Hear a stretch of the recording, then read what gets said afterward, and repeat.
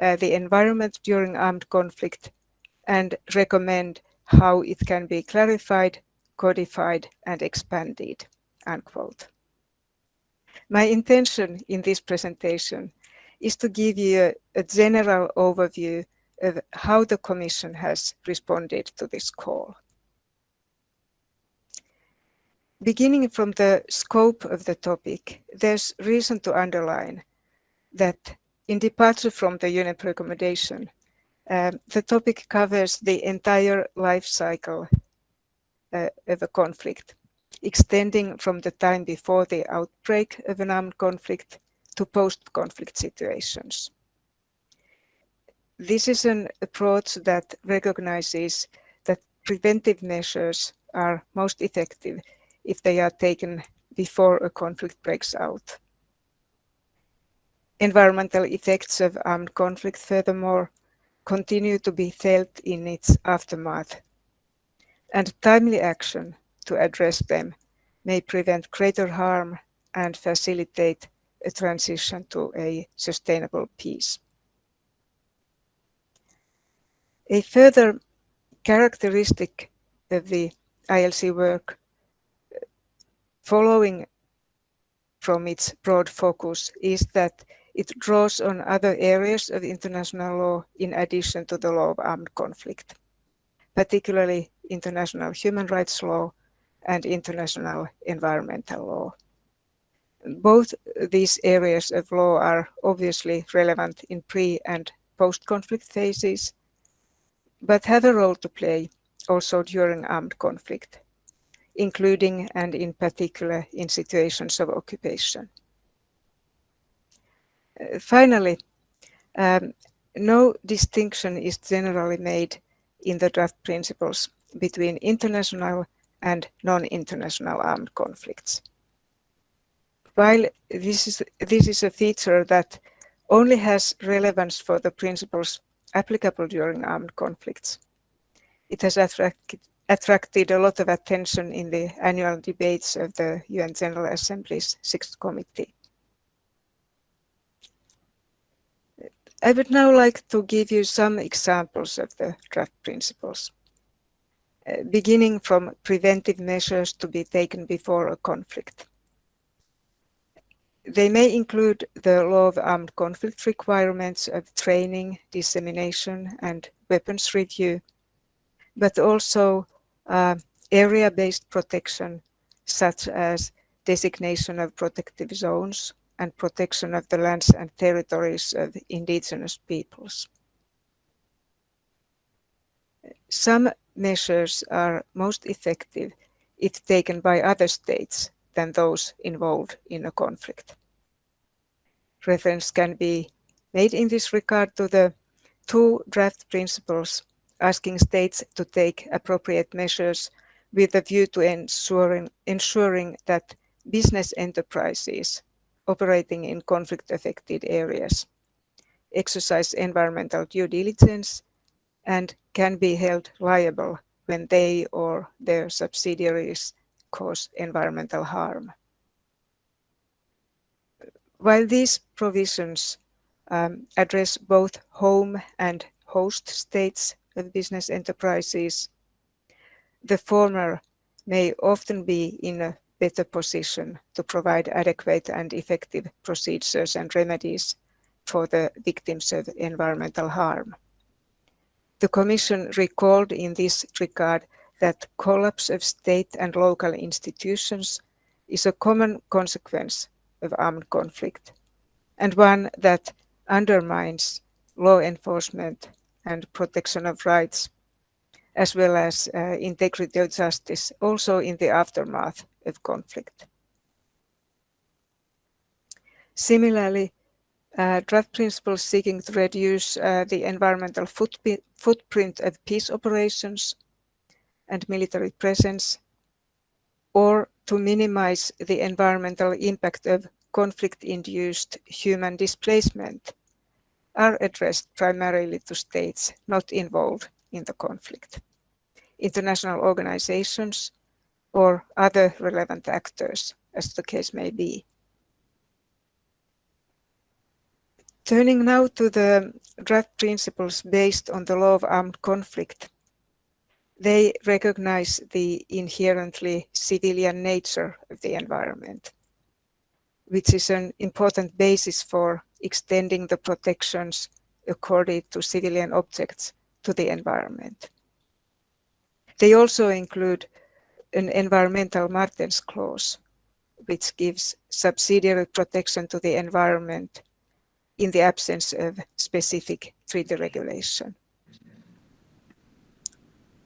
Some draft principles in this section reflect the specific rules of the law of armed conflict, including Articles 35.3 and 55 of Additional Protocol 1, which protect the natural environment from widespread, long-term, and severe damage. Most of the 27 draft principles nevertheless focus on environmental harm below that high threshold, including harm that is caused inadvertently or by negligence, harmful practices, or harm caused by other actors than the parties to a conflict. And I should add in this regard that a more comprehensive compilation of the different IHL provisions providing protection to the environment is contained in the updated ICRC guidelines on the protection of the natural environment in armed conflict, which were released in 2020. The ICRC guidelines and the ILC's draft principles share the same fundamental aim of clarifying and strengthening the international law applicable to conflict-related environmental harm. At the same time, they differ in scope and in approach and are to be seen as complementary to each other.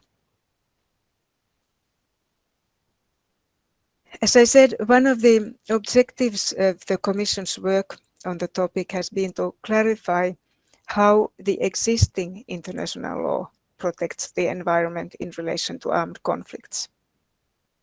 It was quite obvious that there was a need for such clarification with regard to the law of occupation, given that the primary legal instruments, the 1907 Hague Regulations and the Fourth Geneva Convention of 1949, both lack specific provisions on the protection of the environment. At the same time, it's notable that most of the rules of the law of occupation are of a general nature and have proved flexible enough to be adapted to changing circumstances. The Commission has therefore been able to base the draft principles relative to situations of occupation on existing customary law obligations, which have been interpreted in light of subsequent developments in international law, in particular international environmental law and human rights law.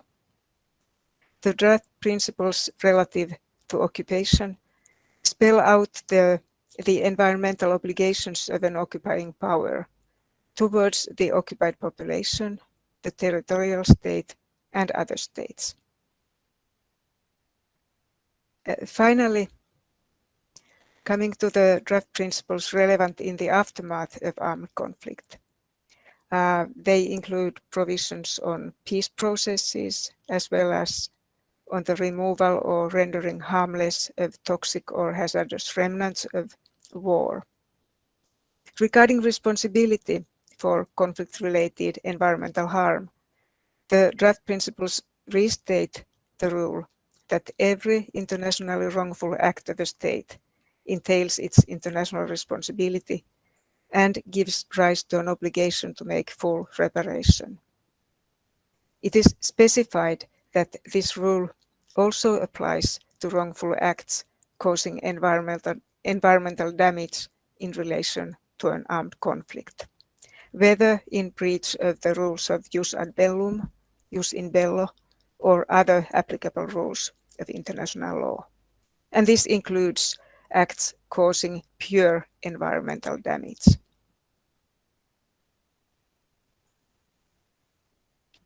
A number of other draft principles complement this fundamental rule and address the issue of remediation from a pragmatic point of view. They deal with sharing of and granting access to environmental information, post-conflict environmental assessments and remedial measures, as well as relief and assistance. Most notably, these draft principles are not only addressed to the parties or former parties to conflict, but also to other states or international organizations that are in the position to provide information or remedy.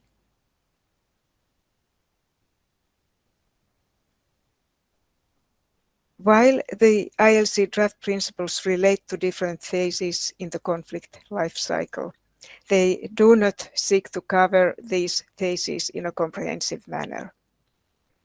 Rather, the Commission has identified certain issues that are particularly relevant for the protection of the environment in conflict-affected areas.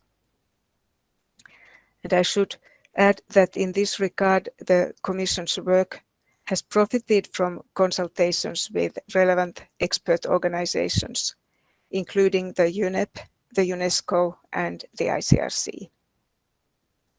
The work on the topic has thus been able to rely on the enhanced understanding of the direct and indirect effects of not only conduct of hostilities, but also of the circumstances created by and around armed conflicts. As a subsidiary body of the UN General Assembly, to which it reports, the Commission has furthermore been able to benefit from the regular feedback from states. And as it is always the Commission's practice, the second reading has been preceded by a consultation period, during which states were invited to send in written comments on the first reading text.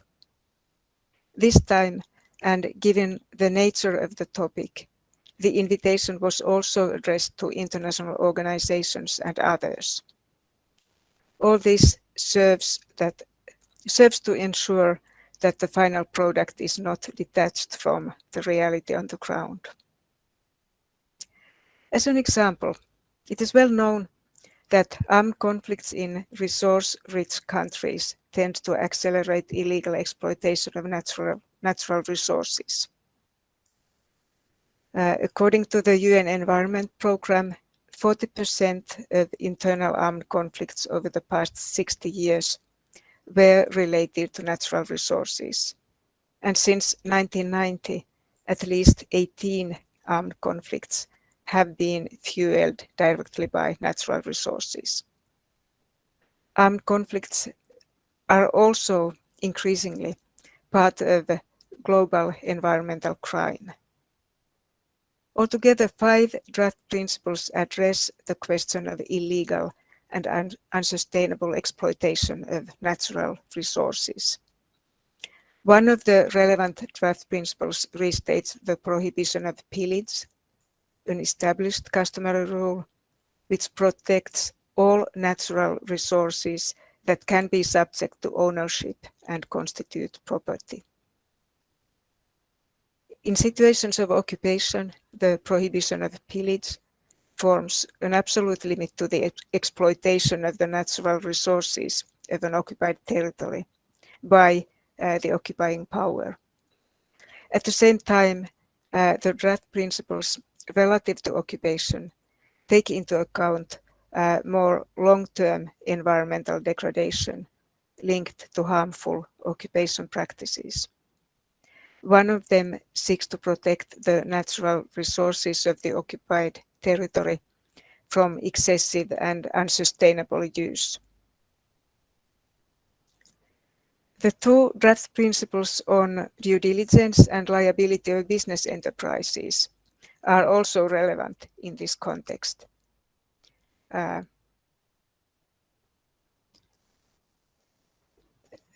Context of illegal exploitation of natural resources in conflict-affected areas. The last principle in this cluster addresses inadvertent environmental effects of human displacement, which are often related to the use of natural resources for food and shelter. Illegal and unsustainable use of natural resources, as well as the inadvertent environmental effects of human displacement, have been recognized as being among the main pathways for environmental harm in non-international armed conflict. Before concluding, and I'm aware that my time is running out, let me add two remarks that connect to the next presentations. First, on the interplay of different areas of international law. When the work on the topic began, it was pointed out that it lies in the intersection of the law of armed conflict and international environmental law. And many of the draft principles adopted in 2015 and 2016 reflect either the one or the other. The greening of international human rights law and the recognition of the interrelationship between human rights and the environment, most recently by the UN General Assembly, which adopted the landmark resolution on the human right to a clean, healthy, and sustainable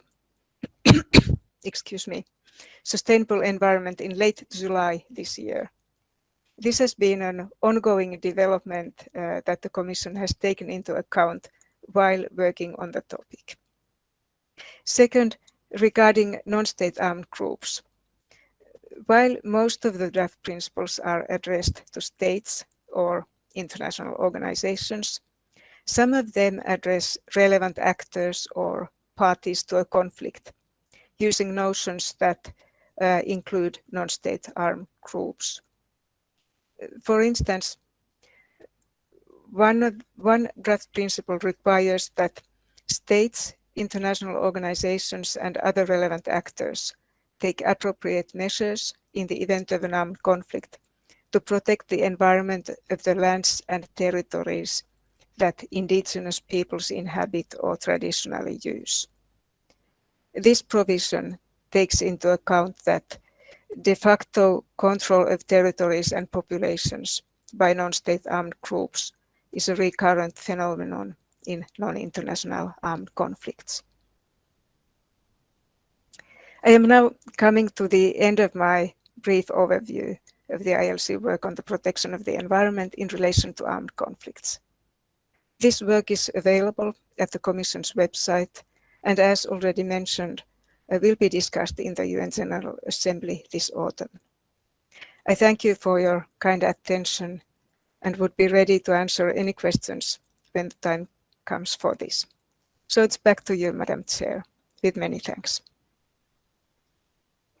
Many thanks to you also for actually respecting the time frame perfectly. So no need to call you on the time limits. But it was very, very, very interesting, I think, to have this overview. And also, as you showed, also the interplay of this work with the work of the ICRC. So to see through your words how the two projects were progressing at the same time, and somehow, as you said, of course, are complementary. So actually a very interesting development, also taking into account what was going on, also thanks to the work of the ICRC. I don't know what the organizer think. Maybe if there is someone that wants to react immediately, I would allow this, since I think it's, such a timely and an interesting topic. Maybe someone wants to react immediately or to ask someone about the work of the Commission. So if I see someone raising the hands, I would allow this, but if nobody wants to step in, I can move forward to the introduction of the two other speakers. That will also deal, of course, with some of the issues that were already covered by the speech of Maria Leto. First of all, Marco Pertile will address precisely the interplay among international humanitarian law, human rights law, and environmental law. So precisely the three areas that you were mentioning a few minutes ago as an interesting topic to deal with, the interaction between the different areas of the law. Marco Pertile is Associate Professor of International Law at the University of Trento.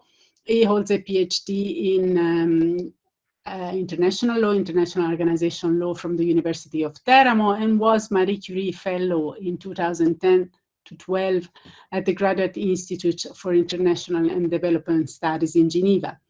He wrote two very interesting books connected to the topics that we're dealing with today: Diritto Internazionale, rapporti economici nelle guerre civili, e la relazione tra risorse naturali e conflitti armati nel diritto internazionale. So both of the books strictly connected with what we are addressing today. So he's a real expert on the interplay between the different areas of law connected to the protection of the environment.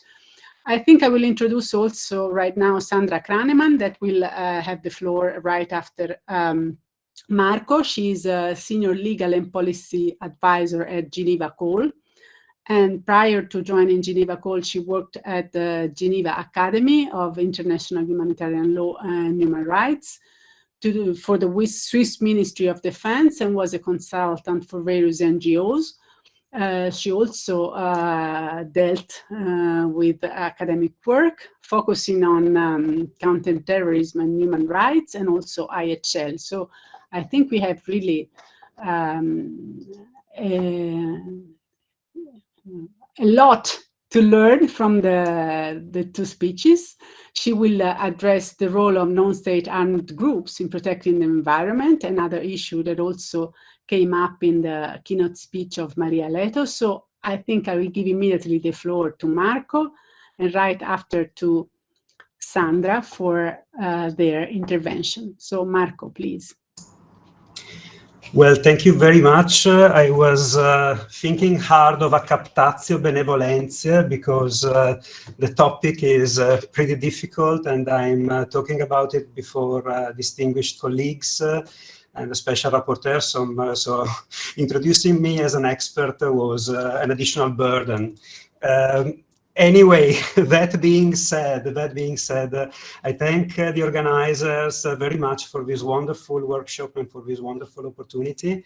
I prepared a presentation, so I would like to share now my screen.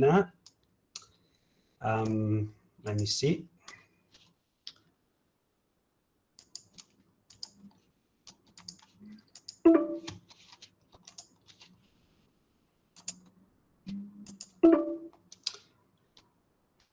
Okay, so perhaps I need help now very quickly. Let us see if we make it, because yes, Michael, it's just, you see the box with the arrow on the bottom of your screen. You click on that, then you have share your screen, or il tuo schermo intero if it's in Italian. Yeah, the problem says it. I need to give an authorization. I don't know how to do that. I'm sorry. Yeah. First time I use it. Okay. So Alessandra, would it be a problem if I email you with the presentation and then you share it? Would it no be problem. Would it be possible? Okay. Yeah, no worries. So I'll do it immediately.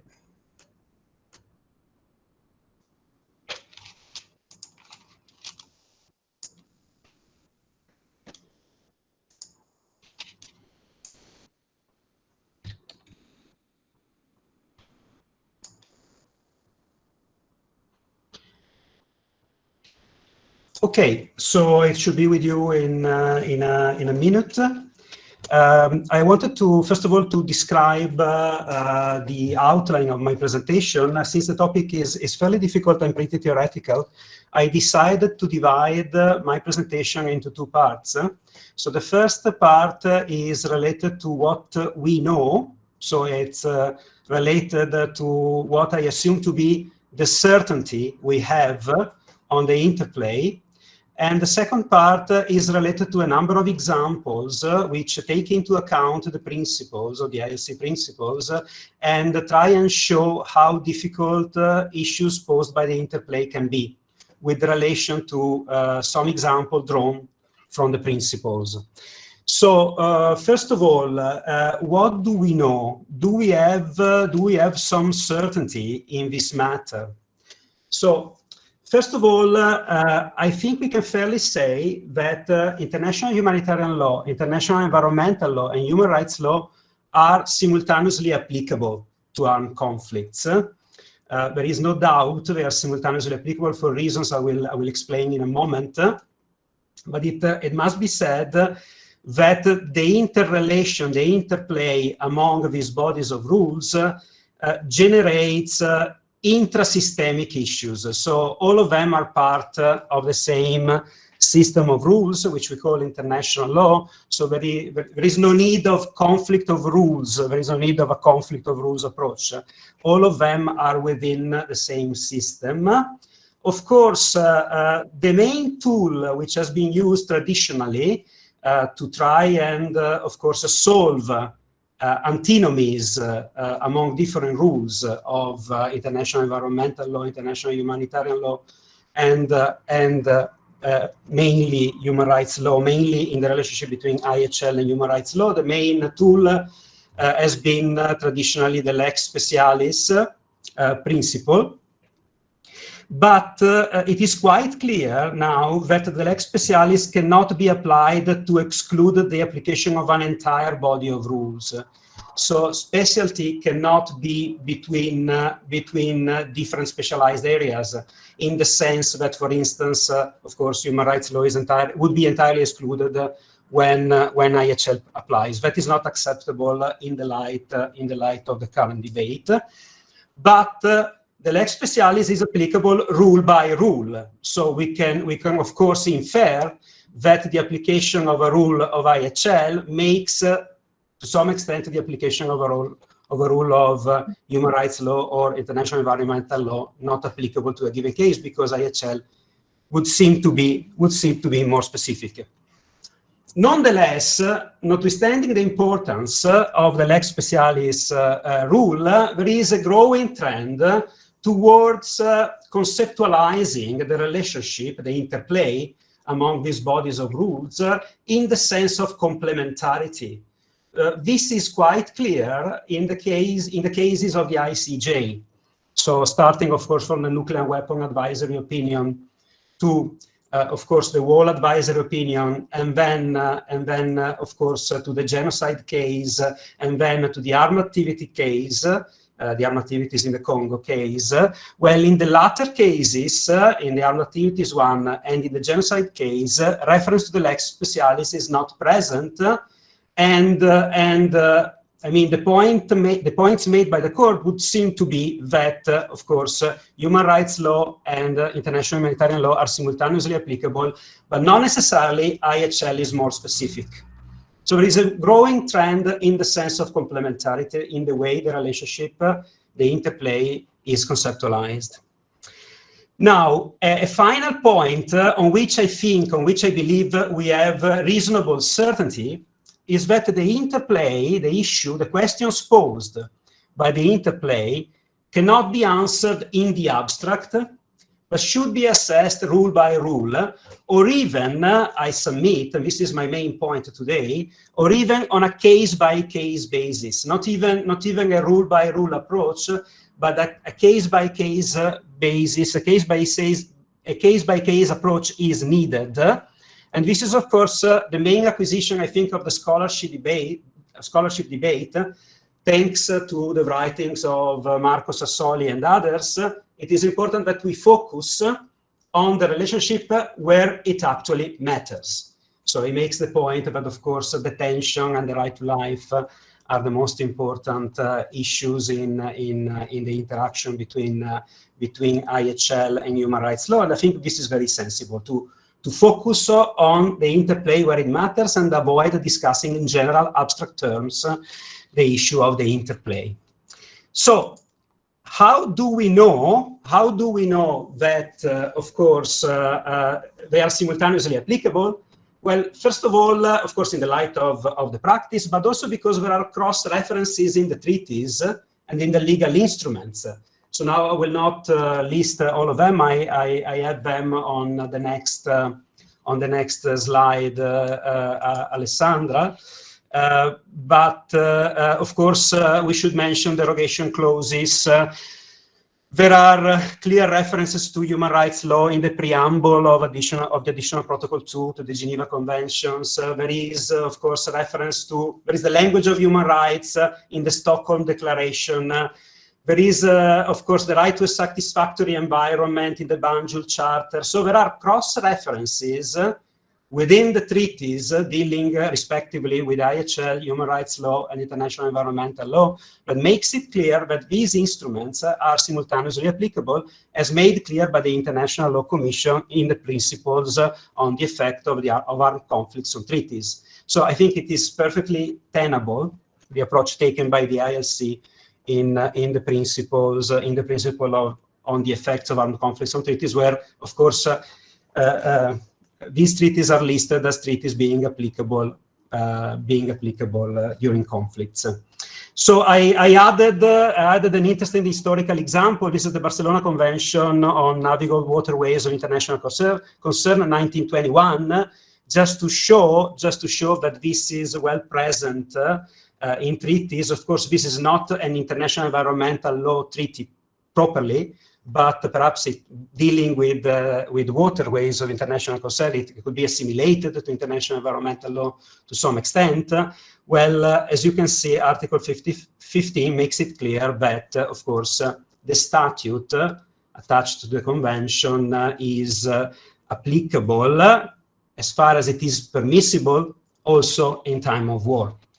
So, let us now continue, please, with the next slide. It is interesting,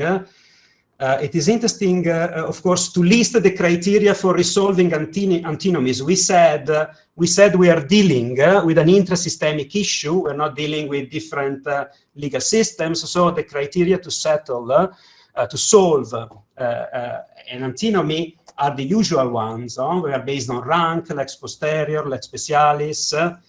And of course, with regard to rank, it is important to notice that there is a debate, there is an important debate with respect to the, of course, jus cogens naturs of some rules of human rights protection and some rules of IHL, but there seems to be no debate, there seems to be no consensus on the jus cogens nature of international environmental law. So there is a difference of rank potentially between, on the one hand, some rules of IHL and human rights law, and on the other hand, the rules of international environmental law. But it is interesting to note that rank seems not to be used by courts in settling antinomies, in solving antinomies within the system. So they mainly use the lex specialis or other criteria, but they don't use rank. So there is a difference of rank, but it is not apparently being used to the best of my knowledge. Of course, we should consider what we are dealing with the subject matter in which treaties are well present. There are several treaties, both for IHL and human rights protection, a little less perhaps for international environmental law, which relies a lot on customary principles as well. Nonetheless, of course, we should not forget the criteria for treaty interpretation, and we should not forget that, of course, international environmental law can be applied, can be used to interpret and integrate the result of the interplay in the light of Article 31, paragraph 3, letter C, applicable rules of international law. It can be used as a criterion under the Vienna Convention on the Law of Treaties. So what is interesting is an illuminating quote from the report on fragmentation. I wanted to share it with you. I think it's in my view, one of the most important points made in the report. We should not rely on abstract denominations. we should not merely call a rule trade law or merely call a rule IHL or human rights rule, and based on that abstract denomination derive consequences in terms of the interplay. Denominations, they have no clear boundaries, and it makes a very interesting example: maritime transport of oil, which is simultaneously regulated by trade law, environmental law, and the law of the sea. So how can we define maritime transport of oil a trade issue, an environmental issue, or a law of the sea issue? The issue is covered by all of them. So let us beware of abstract denominations. I think this is perfectly applicable to the issue we have before us today. Let us go rule by rule, and let us go issue by issue, and see then what happens in terms of the interplay. Let us please continue. Of course, then another point I wanted to make, historically speaking, the separation between IHL and international human rights law has not always been so clear. So there have been attempts in the past to challenge the separation. So Pictet understood humanitarian law as a concept encompassing also human rights as a subdivision. The Tehran Conference, of course, adopted a resolution, the General Assembly adopted a resolution speaking of human rights in armed conflicts. And the Vienna Convention on the Law of Treaties, along the same lines, under Article 60, paragraph 5, speaks of treaties of a humanitarian character, envisaging a reference to both IHL and human rights protection. So this clear and neat separation between IHL and human rights law has not always been, it has been challenged in the past. Of course, we know they are fairly different in terms of the purpose, in terms of the material scope of application, in terms of the monitoring systems, in terms of the presence of different categories of crimes, in terms of the criminalization of the conducts. So we know they are fairly different, but I wanted to also show that historically the separation has been challenged. Now, to continue, please, with the next slide. Yes, then I wanted to make a point very quickly, and the point is on the importance of epistemic communities. So, what is it, I was asking myself, that makes the interplay possible? Why is the interplay among different specialized areas of international law possible? And it is very much related to institutional mechanisms and to the role of epistemic communities and courts, in my view, monitoring systems. So historically, for quite a while, the United Nations ignored IHL under the assumption that the most important objective, of course, was the prohibition of the use of force. So regulating then the conduct of hostilities was not so important and was left, so to say, to the ICRC.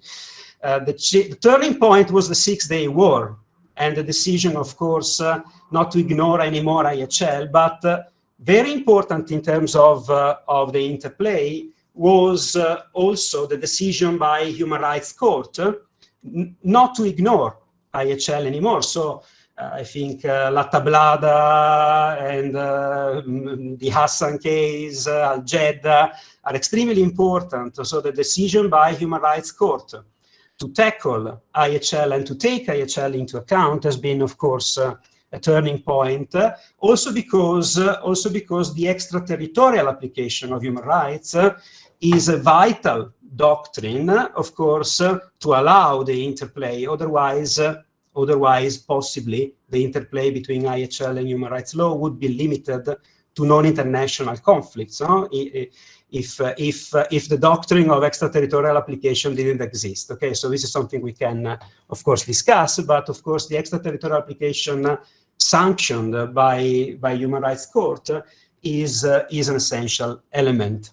So epistemic communities are quite important, and the International Law Commission is an epistemic community in itself, and it's quite important that we have within the International Law Commission scholars who are knowledgeable in the 3 specialized areas and are capable of dealing with the interplay, because we are knowledgeable in all of them. Okay, so that being said, and I think we need perhaps to skip some slide. Yeah, I was asking myself, what is it what makes IHL so special? Why is IHL very special, and why is it more specific? There are a number of reasons. I think it's also to some extent ideological. It's not only legal, it's also a little bit ideological. The idea that there should be a rule to exception relationship between peace and war.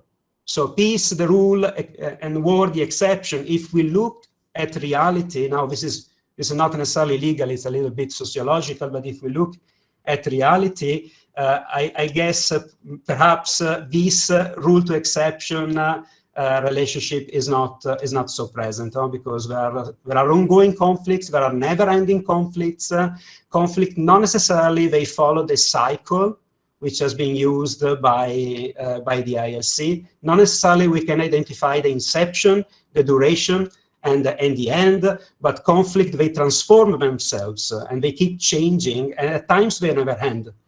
So this rule to exception relationship in terms of a factual circumstance can be challenged, I believe.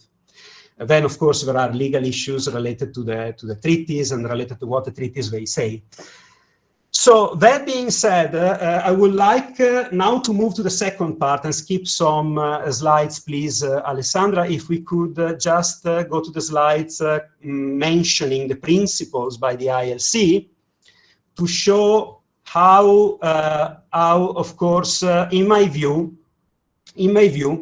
there are conflicts arising from the interplay. There are antinomies or potential antinomies arising from the interplay that one can be aware of only examining the factual circumstances of the case. So it can be very difficult also if you do it rule by rule, but rule must be assessed in the light of their application to the facts. So a number of examples, the principle of human displacement, principle 8 adopted by the ILC, measures to prevent, remedy, and mitigate harm to the environment in areas where persons displaced by the conflict are located. So this is very sensible. But how does that relate to Article 49, paragraph 2 and 5 of the 4th Geneva Convention? Is deportation outside the bounds of the occupied territory acceptable to protect the environment?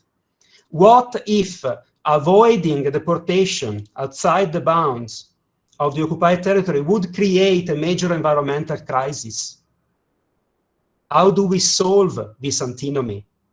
So this is something we understand only by understanding the facts. Same applies to detention in an area exposed to the dangers. What if avoiding detention in an area exposed to the dangers would create a major environmental crisis? What is the prevailing factor, the protection of the population of the occupied territory or the protection of the environment? So let us continue. This is only understandable in the light of the circumstances of the fact, I believe. Let us please continue with this overview. Indigenous peoples, principle 5, states and international organizations and the relevant actors shall take appropriate measures to protect the environment, of course, the ancestral lands of indigenous peoples. The principle assumes, probably by reading also the travaux, the principle assumes that a conflict takes place in the lands of indigenous peoples. But what if the conflict is against the indigenous peoples? This happens quite often. Think of the Borneo, for instance, conflicts between a state actor and indigenous peoples. So what do we do then in terms of protection of the ancestral lands of the indigenous peoples when the actual hostilities are fought against indigenous peoples? Let us continue, please. Another antinomy, another problem related to the interplay, in my view, distinction. This has been mentioned by some states as well. Of course, the law of armed conflict, including the principles and rules on distinction, shall be applied to the environment with a view to its protection. So this is about, of course, targeting. So the point is, will this provision, to some extent, in some way, diminish the protection of civilians in the assessment of proportionality when the environment enters into the proportionality calculus? Are we really sure it doesn't diminish the assessment of proportionality with respect to the protection of civilians? Because it could be a competing value. Then approaching to the end, a couple of examples and then it's over. Pillage. Pillage is extremely interesting because there is a terse statement which is commendable and understandable. Pillage of natural resources is prohibited, but there is, of course, an interesting issue. Does that apply in all cases to exploitation of natural resources by insurgents?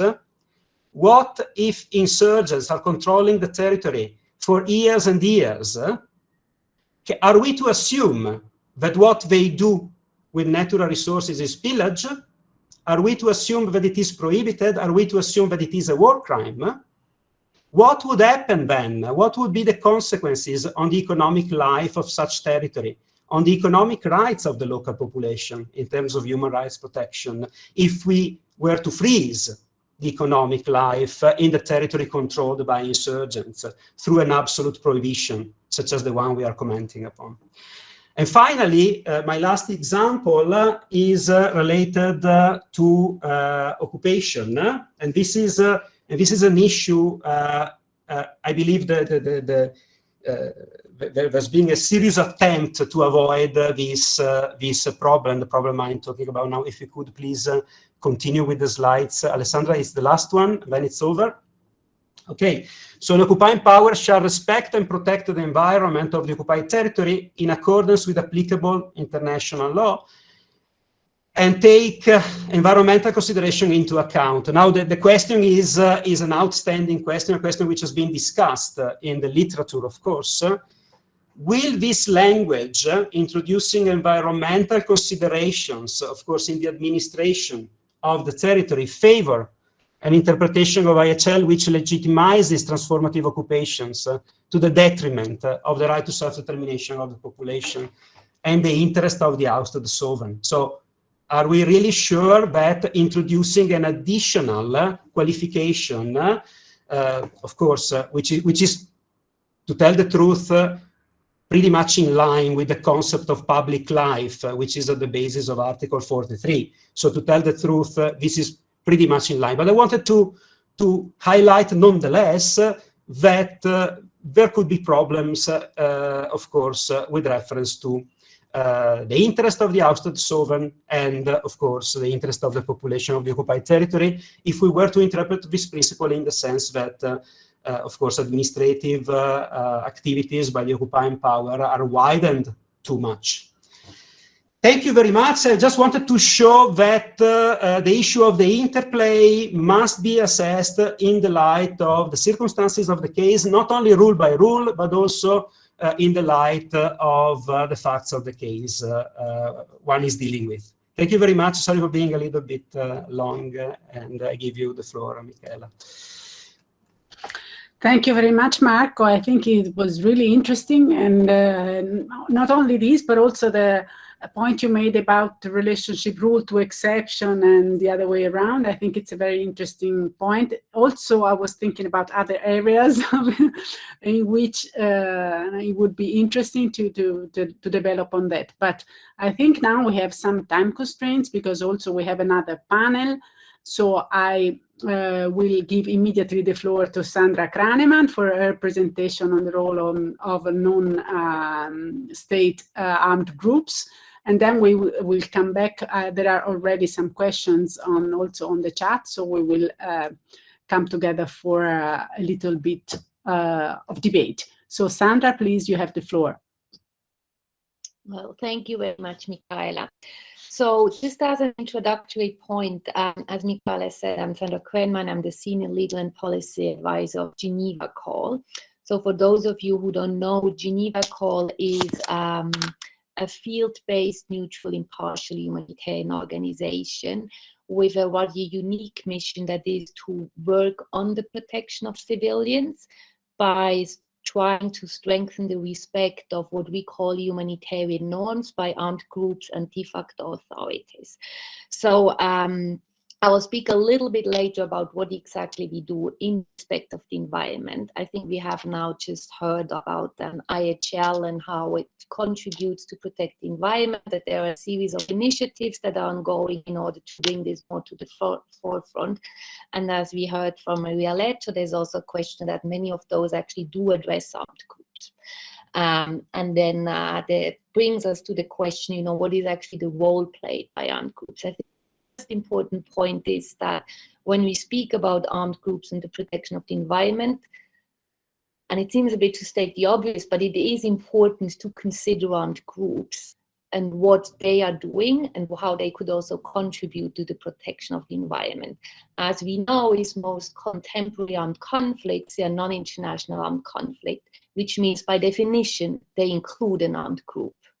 And we also know, and we have recently looked at the numbers, that there is actually has been a significant increase in the number of armed groups that have been active in armed conflict. So as of now, we count like almost over 600 armed groups that are active in conflict settings. So that is another important reason why we actually need to consider armed groups. And of course, one can say, well, but there's nothing particular about that. You know, IHL is the body of law that actually specifically addresses state parties to an armed conflict. In case of a non-international armed conflict, this would include armed groups. And indeed, one can use IHL for that. But I think, as you all know, when it comes to the environment, and for some other aspects as well, there's a lot of legal and policy debates about what exactly are the obligations for armed groups in that. You know, to what extent could we ask armed groups to make an assessment of what would be the environmental impact of some of the practices they adopt during the conduct of hostilities, knowing that even for some states, they say, well, this is actually very complicated. So one way to address that is by people saying, well, we could use the notion of sliding scale of obligations, which is also used in human rights law now, and Marco Petile's presentation just made me think of that. Or, and it has been alluded to, you know, when we take into account international environmental law to interpret IHL, including for armed groups, it is still a body of law in international environmental law that primarily addresses states. So how does this work with armed groups?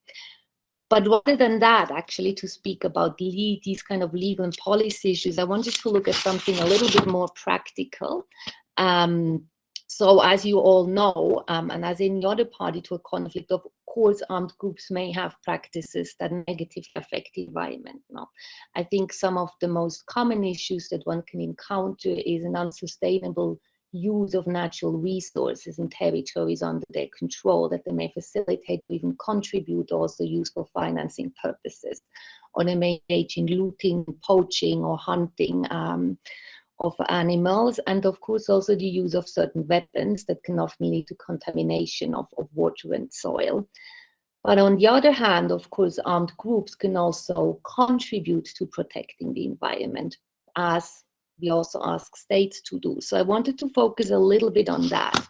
And rather than speaking about this in the abstract, and I hope it's going to be interesting for you, I wanted to share a video that we have done with an armed group, namely the Karen National Union that is active in Myanmar. So they don't speak only about the protection of the environment. We can ask them to speak about how they experience climate change, and what are some of the measures they're trying to take to mitigate it. So then there is a link to the protection of the environment. We have tested this several times, so I hope now that this time I can share the video without any hinges. So it is in the local language, but there is a translation. Okay.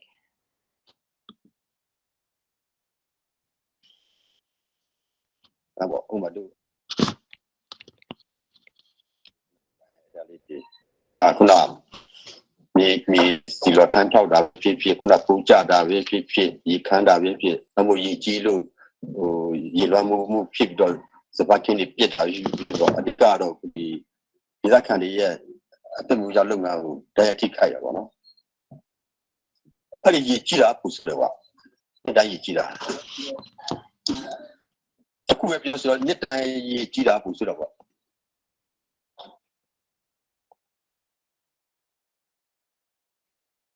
kuna di don't be left from people soon. The funny Ludu, the Dirakan Ludu, the Pumpa Wimu, Alura. I do Pumpa Wimu, Yamu to do the Tipia Pinga, Tikajare. Now the Black do the CFO, no community forum. Community forum, so the low yard or whatever, a state to a tip, Amaradi to put in the Pomyazaga, since I checked only the little one. To do your to do tutorial to do put and take your to Tonga, to take Jare, and Yama to Tonga and Koja, and you CF group can let computer happy meeting our officer do Populima in the CF pick up on 2 days, so detail like you know. Not to go out of the Koda, the GMU. You can't move the woods. Such an I will. Geo people. You chatting the Apusa looking there. The little Diado, I did you chatting, think they got a she can see that one, and not by my would it or who we got think they will think the young that's in the Jasima Uchabu. So that it will meet in there. I depend lovely or not. Not to cover the when the ID. You can think that I see there. But who are thinking you do Chatamara, no? To think that and you do Chatama, 20 Sunday, Sunayama, 20 Sunday, the care, each day, 20 Sunday, you don't look sheep, eat there. 20 Sunday, you don't law, who will have new barn now. I don't think see money, child, so you need to think the issue already. I mean, somebody but whether one, I think whether somebody to that was also their pie sheet. Not who are the do pay in the year the little down. See my Ucho, let me see my Ucho. Oh, one, I did. Oh, we do photo painting there, see my group, some your looks on it. Also, not ICC look your lamp people, no? I want to look on there. The little than she there, come there, the tip of you she there, come there, it was in my Uchu, the she there, that I would have to take the meeting the pine to whatever. The such a year by my Kuna, your daughter, le pare, it will take away Suragona, Dayadi down there, such a year, you left your reality. That is or the time the think I will look at you, similar sound there. On the planet about the title of the sumo looks on there. The planet about the climate change, so that the awareness one, rather go president to the Kutana to one, awareness to the Peter, Nakulu to Peter. The planet about the such a was already. I see my one or surgery, surgery. And I travel to find your community. So, what who look in the so you're gonna need your advice and Lulavia and Nipping Yao who touching Mayana. Why not who upon the poem as you are not going to each yearly. And I cannot forget who looking at little Mayao, Nippia, Kanda Ship now. Muiji Kanda Shibe, a chini one, a church in the Makutua, what would they be? What we don't come for people to a problem, Yadi, and I'm Canada. Yeah, you are.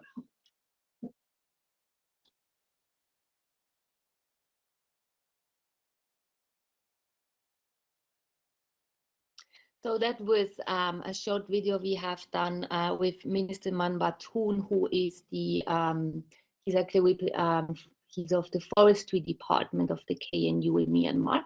So you may also have noticed he doesn't speak that much about when you ask him, they didn't really speak about conduct of hostilities or all the other things we think about when we speak about the environment and armed conflict. But for them, it was very much about managing the resources they have in the areas under the control. And then I also want to flag what we also thought was interesting, how they actually highlight that the armed conflict and the fighting per se quite often hinders the efforts they are doing in order to protect the environment in the areas they control. And for fairly obvious reasons, as we all know, the armed conflict has been escalating in Myanmar.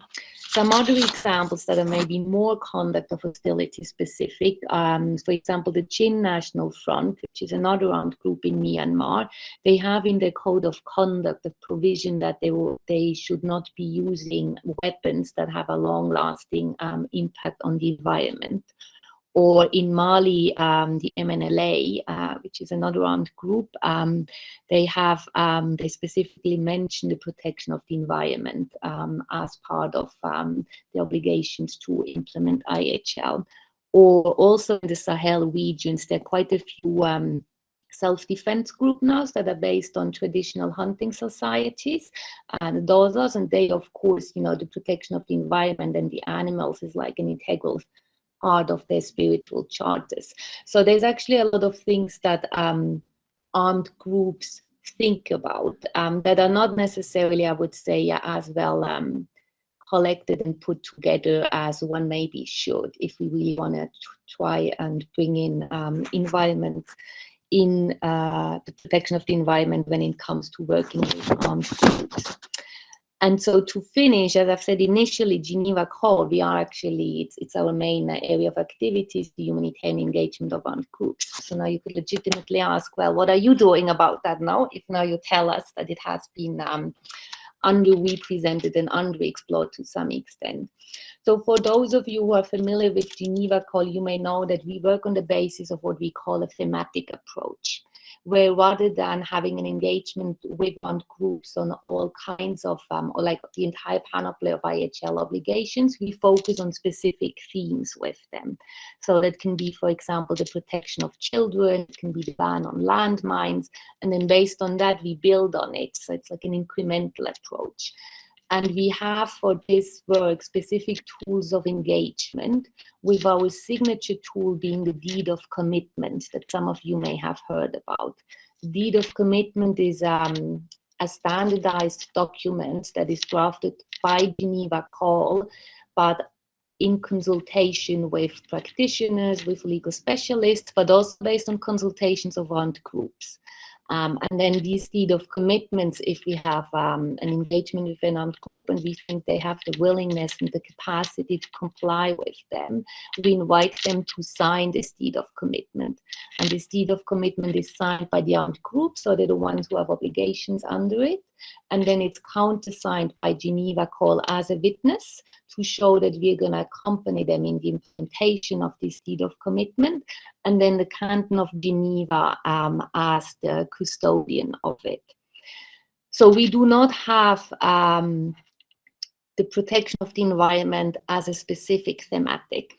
So that may be a little bit disappointing now, but what we do have now for the last year is we have added prevention of starvation and addressing conflict-related food insecurity to our thematic portfolio, including by adopting a new deed of commitment on this theme. When we developed the new deed of commitment, as I've just said, we have consulted armed groups, and I thought it was quite striking that one of the aspects they highlighted and said we should integrate one of the other was actually the impact of environmental degradation on food security, with some of the main issues being flagged with scorched earth policies, so the burning of crops and fields, the more longer-term contamination of agricultural soil as a result of the armed conflicts by explosive remnants of war or landmines, and then also the pollution of water sources.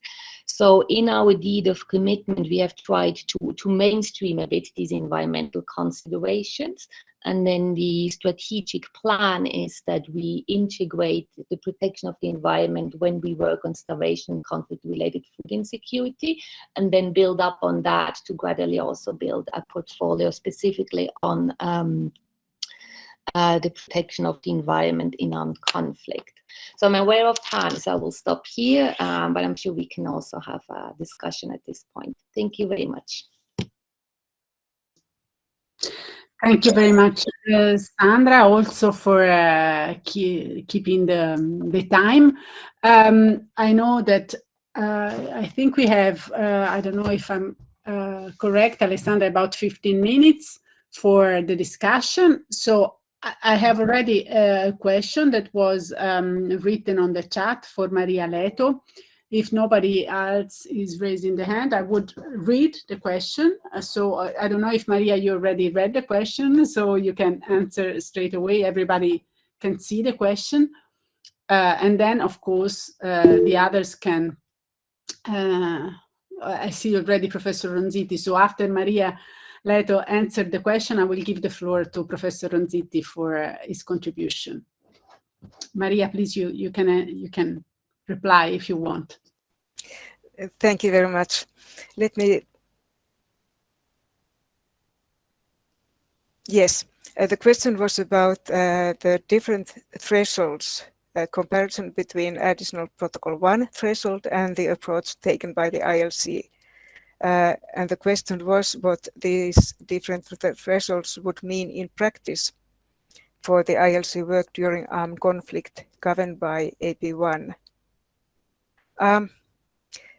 I think what I said in my presentation was that most of the draft principles, and they are 27 in number, most of them deal with environmental harm below the high threshold of widespread, long-term and severe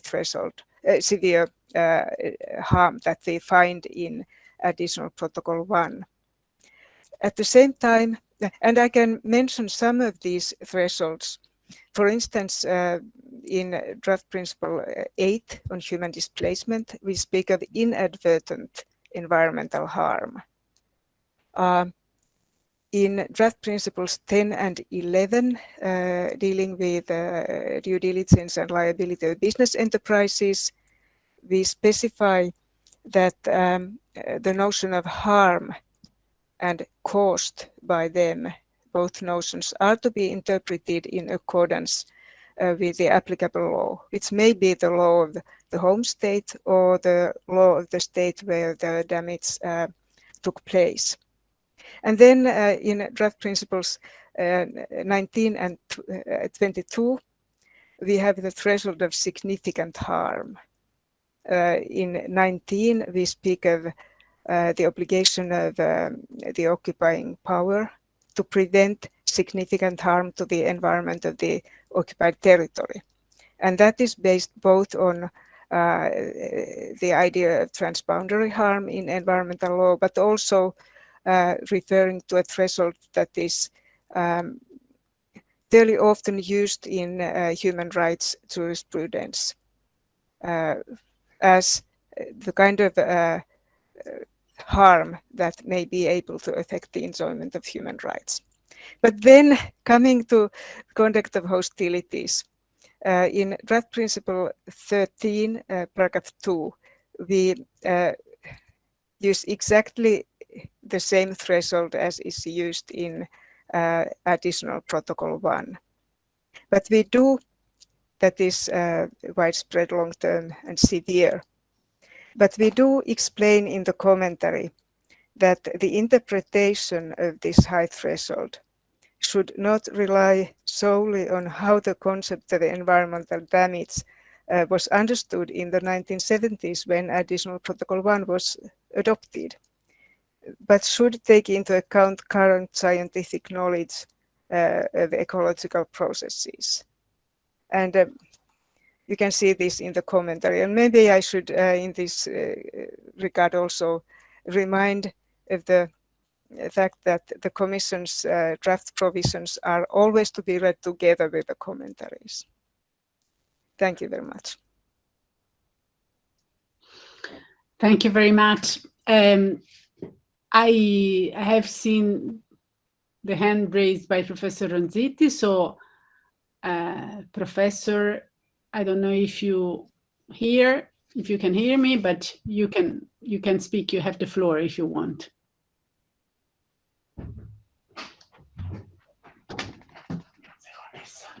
Hello?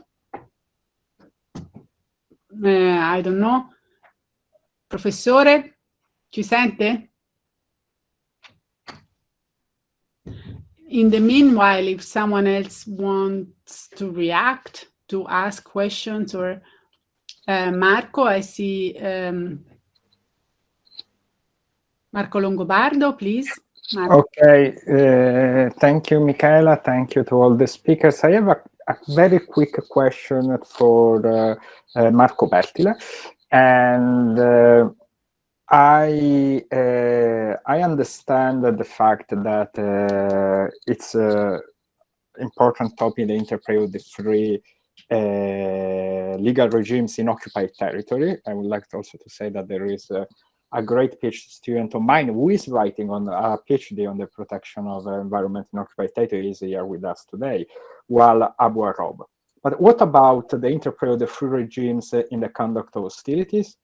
We were told by the European Court of Human Rights very recently that human rights treaties don't apply in the chaos of an international conflict when hostilities occur. Do you think that the same could be said in relation to environmental treaties? And is that a problem? Is enough the protection we have in the first additional protocol? Or we would need to apply in some way, if possible, environmental treaties? Thank you very much.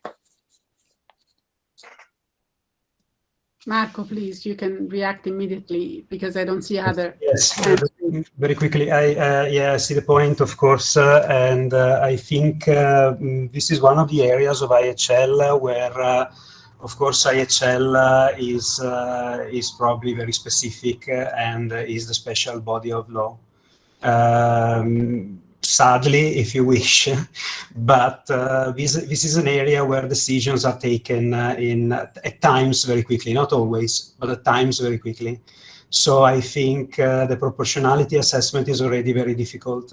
Introducing additional hurdles or elements of uncertainty in the proportionality assessment is dangerous. So I understand, and I think mention can be made of the environment as an element, of course, as an element of, as a civilian.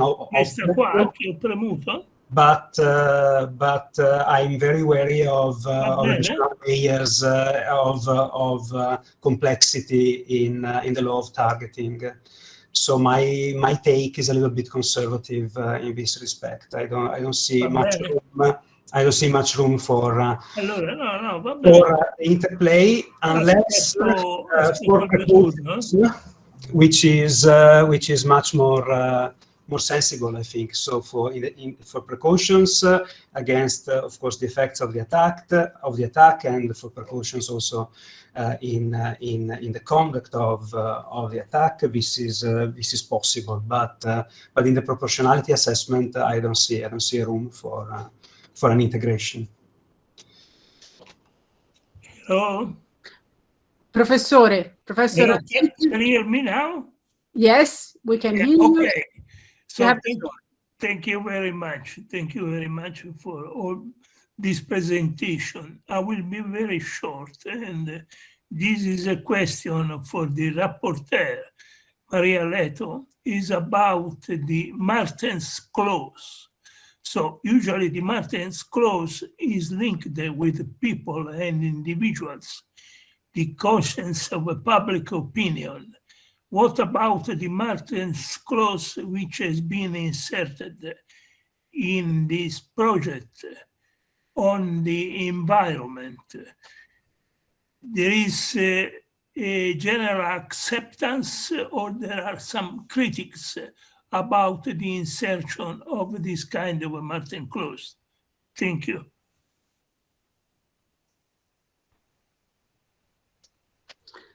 please, you can answer directly if you wish. Thank you very much, and thank you to Professor Ronzitti for this question. Inside the Commission, this was not very controversial, and the draft principle was adopted unanimously. Obviously, Martin's clause has several elements. It refers to the dictates of public conscience that can be linked to environmental protection. It's an evolutive term, and we can well think that at this time we are aware of the global environmental challenges, and dictates of public conscience include necessarily environmental protection. Principles of humanity. The question was raised whether this could be compatible with an environmental Martin's clause, but taking into account the interrelationship between the protection of civilians and the protection of the environment in armed conflict, it was not seen as a big problem. And in the General Assembly, this has not been raised as a major problem by any state. I believe there may have been a state in 2019 saying that the Martin's clause could not be extended to environmental protection, but that was an isolated opinion. Thank you. Thank you. Thank you very much to both of you. I don't know if there are other comments or questions coming up. Of course, we have another panel, so we are here if someone else wants to. Please, Maria Leto, want to add something, please? If we have time, I could take up some of the points made by Marco Pertile in his presentation, provided that we do have time. Permission to Alessandra, because I know that some of the people in next panel have some time constraints, so I'm asking you to advisors what the Yeah, perhaps if Maria can stay with us until the end, we can continue the debate after the second session, so that Judge Aitala may leave us on time for his train. Very if you good. don't. Okay, thank you. So we suspend, let's say, this panel. We can take up the issues at a later stage. So I will now give the chair to my dear friend, if I can say, Professor Francesco Salerno. It's a great pleasure to see him today, even if, on the screen. So I will thank the participants to this first part of the event, and I will give the chair to Professor Salerno. Thanks to all of you. Many thanks, Michaela. After the very interesting speeches and the consequent debate we held in the first session, we are going to evaluate the post-war approach to the consequences of environmental damage within armed conflicts. It is known that under international humanitarian law, the matters of responsibility must be examined from two different perspectives: the responsibility of the state or of the international organizations on one side, and the criminal responsibility of the individual on the other side. The issues to be examined in this second session are mainly referred to the second topic, but even from the perspective, we have some questions of general relevance. The first problem is the interpretation of the Article 8, Paragraph 2 of the International Criminal Statute, according to which the International Criminal Court has jurisdiction over serious violations of the laws and the customs applicable in international armed conflict, particularly if they consist of an international attack which will cause widespread, long-term, and severe damage to the natural environment, which could be clearly excessive in relation to the concrete and direct overall military advantage anticipated. The expression widespread, long-term, and severe damage are clearly inspired by Article 1 of the 1976 Innemort Convention, already codified in the Article 35 of the first additional protocol. Even in the light of Article 21 of the International Criminal Court Statute, we could evaluate if we are in presence of a unitary normative parameter without distinction between a time of peace or a time of war, or, as I think, some correctives are justified under international humanitarian law by the principle of military necessity expressed by Article 8 of the International Criminal Court Statute. Also, and this is a second problem, we have to evaluate if and to what extent we have in the present day a unitary environmental standard of criminal responsibility in international humanitarian law, notwithstanding the differences in regimes between international and non-international armed conflict. So I have already spoken very much, and I'm very honored to give the floor to the Italian judge of the International Criminal Court, the Judge Alitala. Judge Alitala, prior to joining the International Criminal Court in 2018, was a senior prosecutor in Rome, where he dealt with international terrorism, international crime, as well as international cooperation in criminal matters. He has taught and researched extensively on criminal and international law, geopolitics, and international relations in many academic institutions, including the Luis Guido Carli University in Rome, the Second University of Naples, and the University of Rome Tor Vergata. He is also honorary professor of criminal law at the University of Buenos Aires. Please, Judge Alitala. Good afternoon, Professor. Good afternoon, everyone. I'm very pleased to be with you today. I'm very grateful to Alessandra, Federica, Marco, and Marina, the latter being my very good friend and my partner at Luis University, where we teach together international criminal law.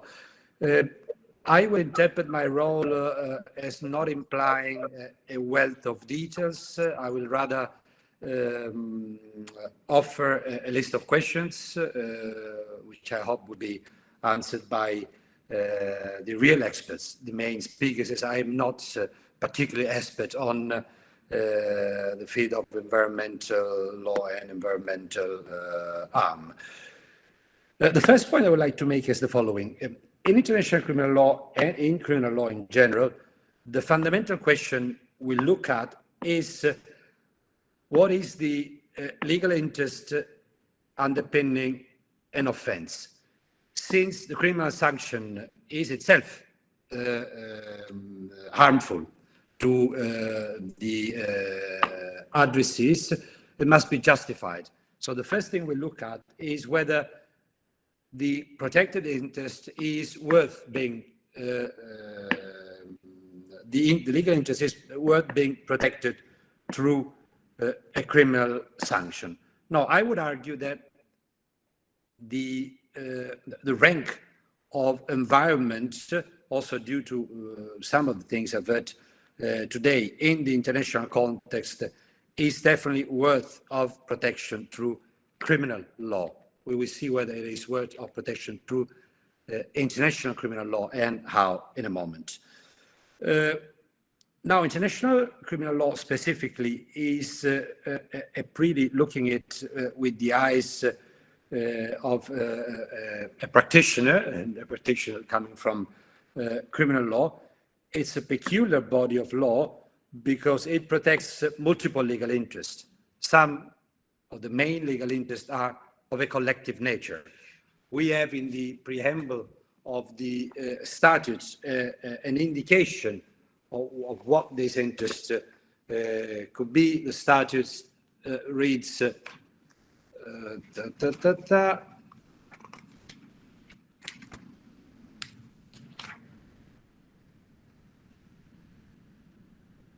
it refers specifically to to peace, security, and recognizing that such grave crimes threaten the peace, security, and well-being of the world. These are, of course, the umbrellas, the most general collective interests. Aside, there are a number of other interests which are definitely worth of criminal sanction also to international law, to international criminal law, and these are life, dignity, liberty, and cultural heritage, and environment as well. All of this second group of interests are, in my view, ancillary to the main ones, because if this wasn't the case, the justification of having an international crime proper, I'm not talking about transnational crimes, but an international crime proper, rather than an offense at national level, will not be justified. And this is also, we cannot now elaborate on this, recalled by the entire structure of international crimes with the contextual element and so on and so forth. Now, Mr. Gillett will have a lot to speak about.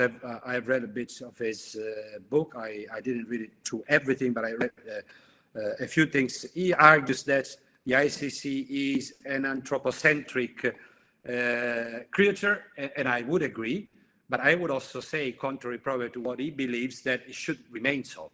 So I would say, as of now, I don't believe that the environment, as much as important as it is, should be a separate and concurring interest aside peace, security, the well-being of people, which is, by the way, quite indeterminate, but essentially peace and security are the fundamental grounds on which I believe international criminal law is has been built. Now, the second point, so this said, I then would conclude that environment is a legal interest of such an importance that it could qualify to be protected through international criminal law. Now, as Professor Salerno has just mentioned, the ICC statute is has a quite limited reach on this. We know that the offence under Article A to B4 of the statute, well, first of all, is obsolete because it is limited to conflict of an international nature, and this is nowadays absolutely unacceptable and obsolete. It was rightly remarked by the professor that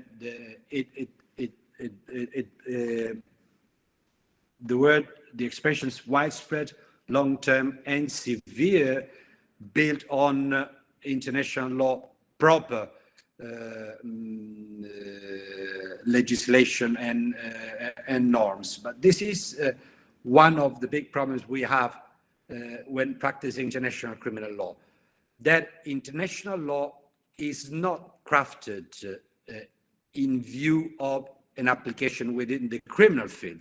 While in the criminal field, we do need that definitions are specific and detailed enough. Otherwise, the space of interpretation left to the judge is enormous, is massive, and this is one of the case.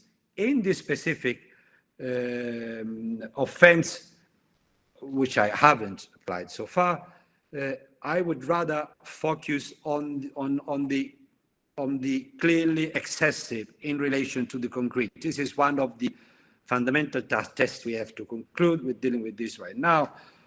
Well, I cannot comment much on this, but the matter of military necessity and the proportional relation between the damage, be it environmental damage or be it damage to civilian objects, or even worse, to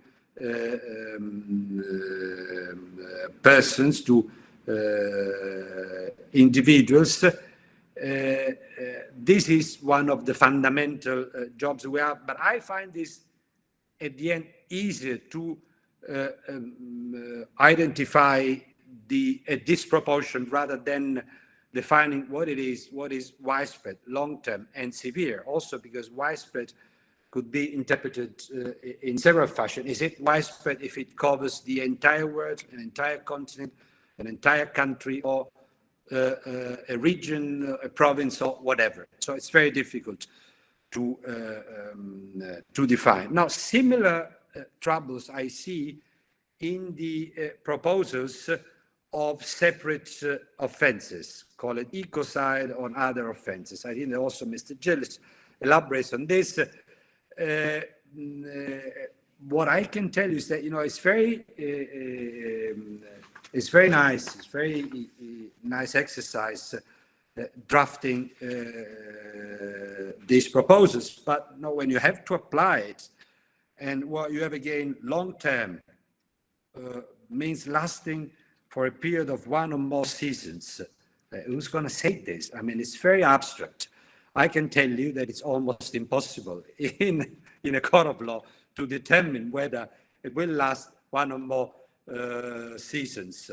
And the substantial likelihood that the damage will occur, likelihood also very difficult to identify, and so on and so forth. The indetermination of offenses kills the application, because either leads to the judges a massive power, or it leads to acquittals if you cannot determine it. And the other big, enormous practical problem is that anything relating to environmental damage would turn into a war of experts. And Mr. Gillett has been in the office of the prosecutor. He knows that at this stage, the OTP is not equipped or prepared to deal with this kind of evidence, and he would probably have to rely on experts. The chambers would have to do the same. It's a very, very sensitive matter. Now, going to a close, how can we enhance the protection of environment through the ICC statute? Well, first, the limitation to international conflict must be addressed and must be removed. Whether the states will ever do this, it's another interesting question. Probably they won't, not at this stage, because there are so many things that should be touched upon. Also, some are very, very problematic in this very moment that I see quite unlikely that the states will do so. Another avenue could be that of giving us the opportunity of challenging environmental damage also when it's due to negligence, or at least to recklessness, seeing it in the proper, no, we cannot deal on this. Because most of the offenses, we were discussing this with Marina this morning, and in past days, many war crimes do at the end determine environmental damage. So negligence could be another key. With some creativity, I believe not even too much, there are a number of offenses which may be interpreted as including or entailing as, to a certain degree environmental damage, but in war crimes, destruction of property, attacks against civilian objects, employing of poison and poisonous weapons, pillaging, employing poisonous gases and other analogous liquids, materials, devices. All of this also carries with it environmental damage. Starvation, one of the means of starvation could be that of poisoning wells, for example, poisoning water, which at the same time determines starvation or genocide under letter C and environmental damage. Crimes against humanity could be revised as to include that. What I am not at all thrilled by is the idea of adding a new category of crimes to the statute. First of all, for a number of reasons. Well, this would imply corporate liability, and this is one of the issues that the states have not touched upon because they were not able and they will not be able to agree on it. Secondly, because I'm quite reluctant to open the gates. And to be honest, if I had to open the gates, I would rather do it to include international terrorism to the list rather than environment, not because environment is less important, but because international terrorism infringes upon directly the fundamental values protected by the statute underlying practically all offenses. I would stop here. I'm very, very sorry that I have to leave. It's not a train. Well, it is the ICC. Actually, it is a train as well, the ICC, and I have to attend other commitments. I hope this will be recorded. I'll go through and would be very interested. I will do it to hear what the speakers will say afterwards, because again, I'm not an expert in the field and I would like to learn. And again, thank you very much for inviting. It gave me the opportunity of glancing quickly through these problems, and I wish you a very successful afternoon. Thank you very much.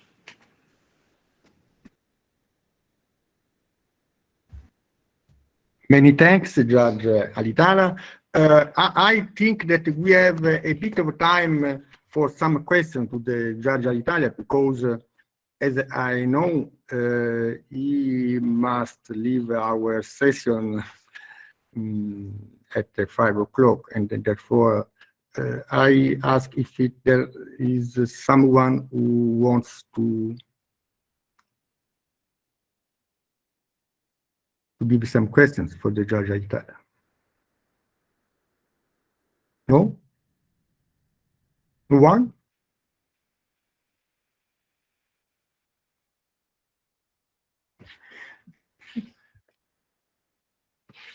Well, many thanks for you. Maria Leto. Please, Minister. Thank you. Just to break the ice, and thank you very much to Judge Alitala for his interesting presentation. My question would be regarding, for instance, regarding one of the categories under the court's jurisdiction, crimes against humanity. Do you take the view that none of the individual crimes against humanity could be interpreted to entail destruction of the environment, or that one of these acts could be committed by way of destruction of the environment? Thank you.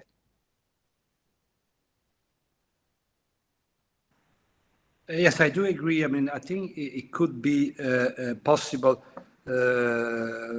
but again, I underline that this would be ancillary, and it would be still anthropocentric. So Dr. Gille won't like that, but it would still be linked to the very essence of crimes against humanity. I think it could be possible.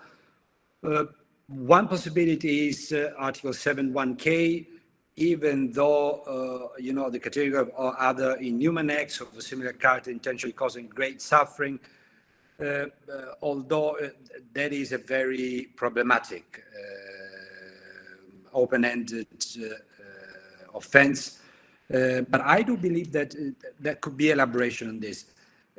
One thing that I didn't mention because we don't have enough time is that, of course, we could discuss at length here, but the main problem is a problem of evidence.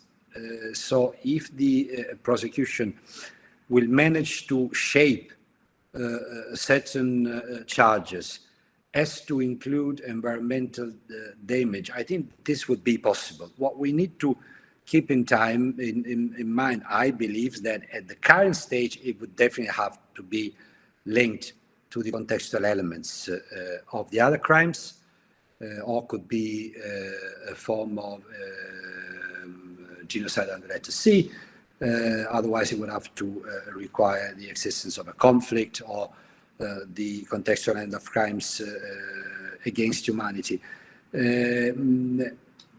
I see some similarities to the emergence also in our jurisprudence of an enhanced protection of cultural heritage now in the armati, but also in the Ecadem Gassona that I have committed to trial. We have included also charges for destruction of objects of cultural heritage, religion, education. I think that it could be followed more or less the same kind of idea, and again, not because I don't consider environment to qualify as an underlying legal value, but because I believe that it should remain linked and in a way ancillary to the other values. And of course, it goes without saying, I would advocate for a convention, treaty of a criminal nature, but dealing with a transnational offense, then encouraging or forcing or shaping an offense in order to have states shaping the internal legislation by it. Within international criminal law, I believe that it is at this stage appropriate not to open the gate. And last thing, you know, I struggle with this every day and everywhere I go and speak, not to you because you're all experts, but when I speak with activists, NGOs, there is, you know, the idea of giving the ICC, like, you know, like you know, a personal character, where they say, the ICC is not prosecuting that, doesn't care about those victims. Well, the ICC is not designed, and it's definitely not equipped, regretfully, to deal, if not with a very, very minor part of the international crimes. And including ecocide would be just symbolic. Just only one trial would probably block the ICC. And to be perfectly honest, in this very moment, I would rather have the ICC addressing the many proceedings before us. When I arrived in 2018, the rhetoric was, the ICC is not doing enough, the ICC is not doing anything. At this stage, honestly, we don't have the resources, the time to deal with what we have before us.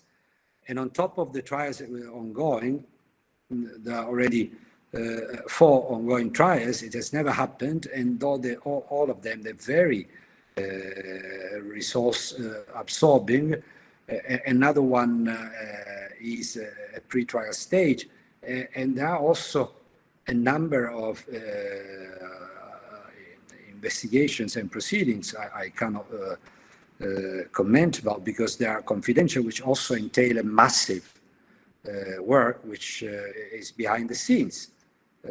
And to be honest, adding another and a separate offense to the jurisdiction of the ICC, to me, is not a good idea. This would increase the symbolic use of the court that some states are doing, because for some states, the court is like a medal, you know, that you show on certain dates, but the court is a judicial institution, and it has complexities, and it requires massive resources, but our budget is very limited. And every year we go through a painful process with states where we had them begging to give us additional resources. And this year we have inflation which will erode 10% of the budget.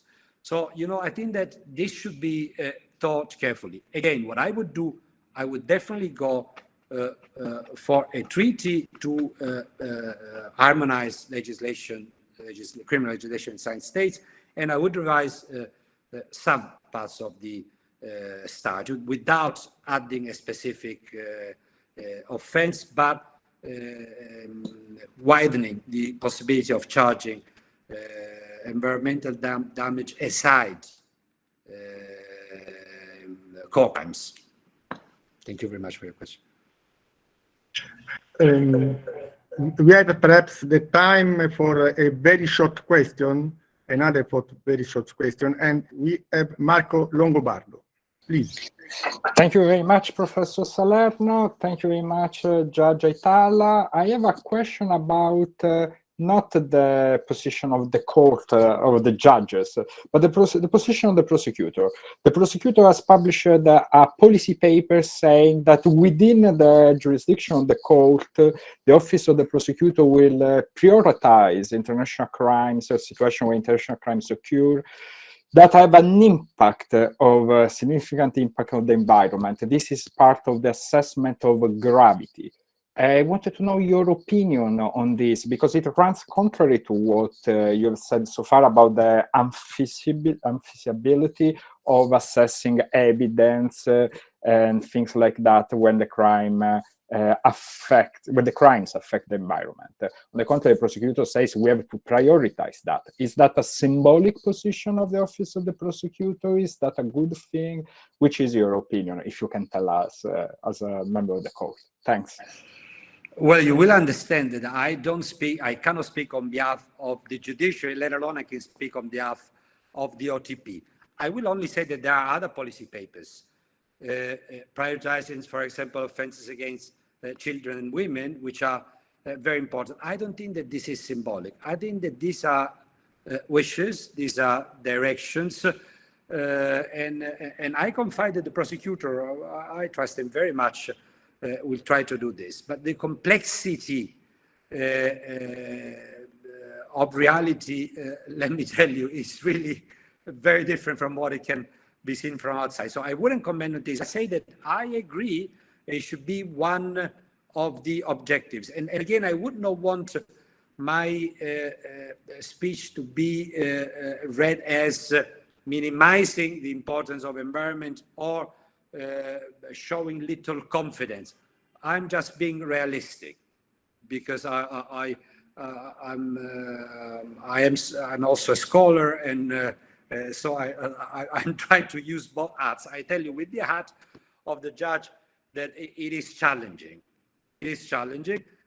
I confide the prosecution really believes in that, but there are several other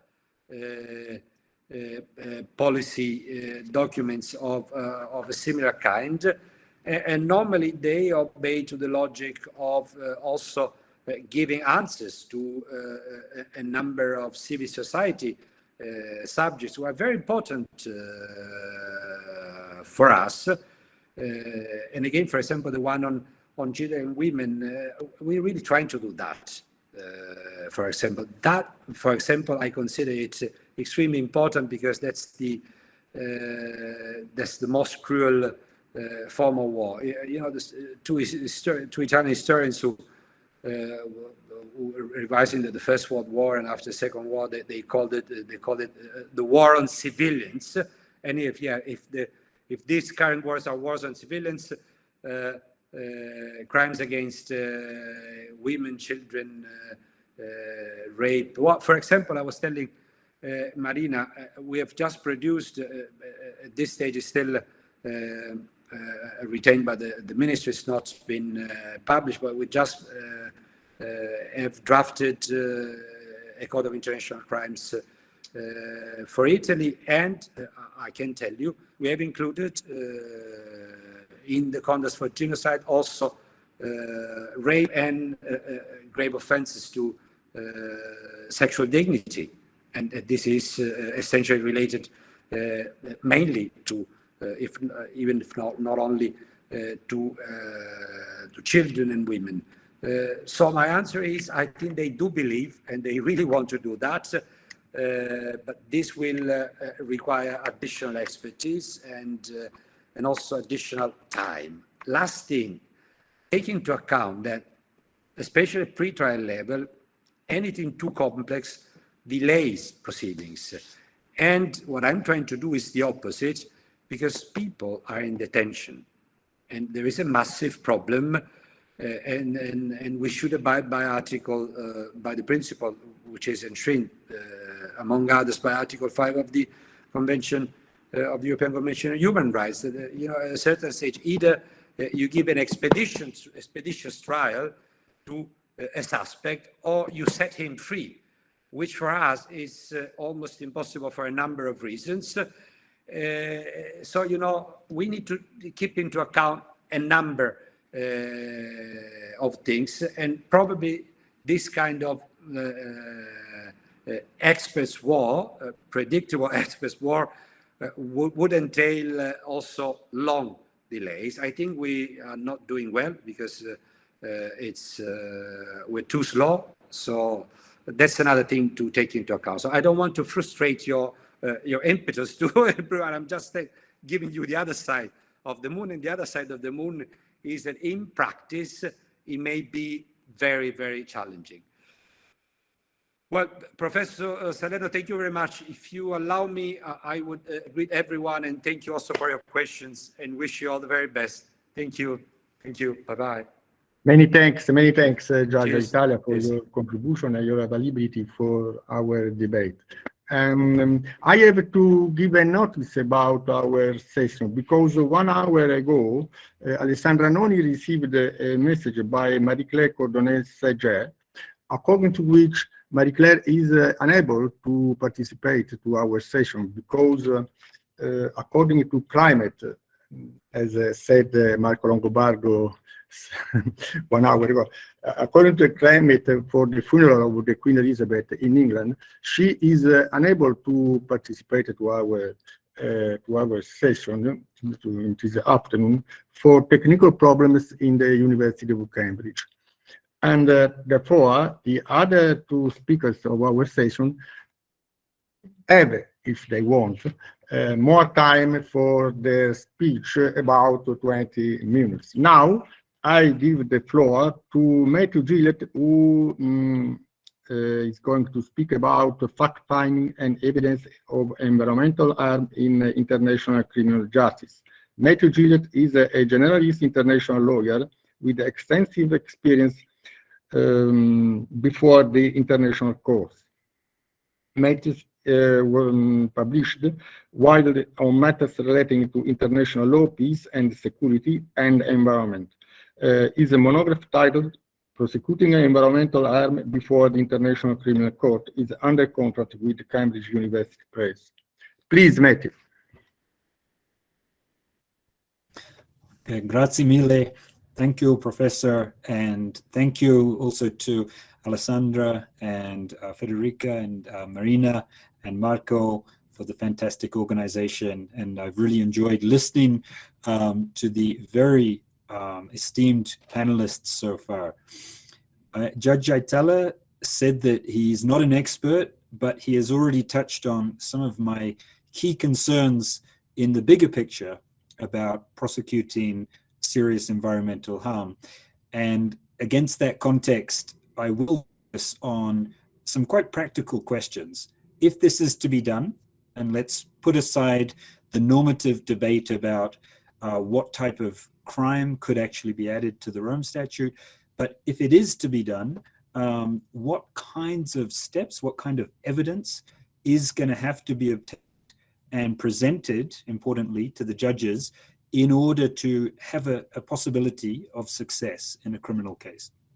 Now, I should say, of course, I'm talking in a personal capacity, and also my connection, I hope, will survive. I've just arrived into this room, so I hope that you can hear clearly and that there's no static or anything. And if I do drop off, then I will immediately reconnect. In terms of thinking about the context in which we're operating, I come back to this, it's slightly cliched phrase, but I think it applies, that when the animals fight, it's the grass that gets trampled. And in the context of environmental harm during armed conflict, obviously our primary focus is on the munitions, the shelling, the other types of kinetic clashes between these two forces, maybe multiple forces, if you think about Syria. And often the environment is very much in the background. However, we now know legally, and the ICJ, the ILC, many other institutions have very clearly confirmed that environmental protection is still a necessary legal consideration during these times. So we have a certain principal question answered, but it leaves open to me the question, how do you prove it? And when you think about looking at crushed grass and other remains of two elephants fighting, you immediately get this sense of just how difficult this is going to be. Which elephant is responsible for which damage? Apologies for using a strange expression and a strange image, but I think it captures some of the difficulty. And I certainly, in my observations on this topic and my writings, don't want to understate the difficulty or come across as giving a Pollyanna-ish viewpoint as to how easy this could be. But I think it's important when visualizing what could happen to think through the steps required, especially having worked in the office of the prosecutor and come up against difficulties, even with what I would say are legally, not necessarily factually, but legally quite straightforward cases, like torture of detainees, recruitment of child soldiers. Legally, those are relatively limited issues that you're having to deal with at the conceptual level. Factually, it can be very difficult. Try and prove that someone is a child if they don't have any documentation, etc. It can be very difficult, as we've seen. So the framework of the Rome Statute answers some questions, but actually at the evidentiary level leaves a lot unanswered. And many of you will have seen this. The evidentiary principles are far more discretionary than they are mandatory in almost every respect. There's very little that is hard and fast that you can hang your hat on. So what I will say is against that backdrop. The other consideration, of course, is you will have to think immediately, which crime am I trying to prove? Is it Article 82b4, the war crime, only applicable in an international armed conflict with its requirements of widespread, long-term, severe, which are conjunctively framed, so all must be specified, as well as, and what I think is even more problematic and difficult, is this sort of proportionality assessment that the military commander, before launching this attack, appreciated that the environmental harm would be excessive in relation to the military advantage anticipated. And I struggled with the military commander who would actually reach that viewpoint. Whether they should reach that viewpoint is another matter.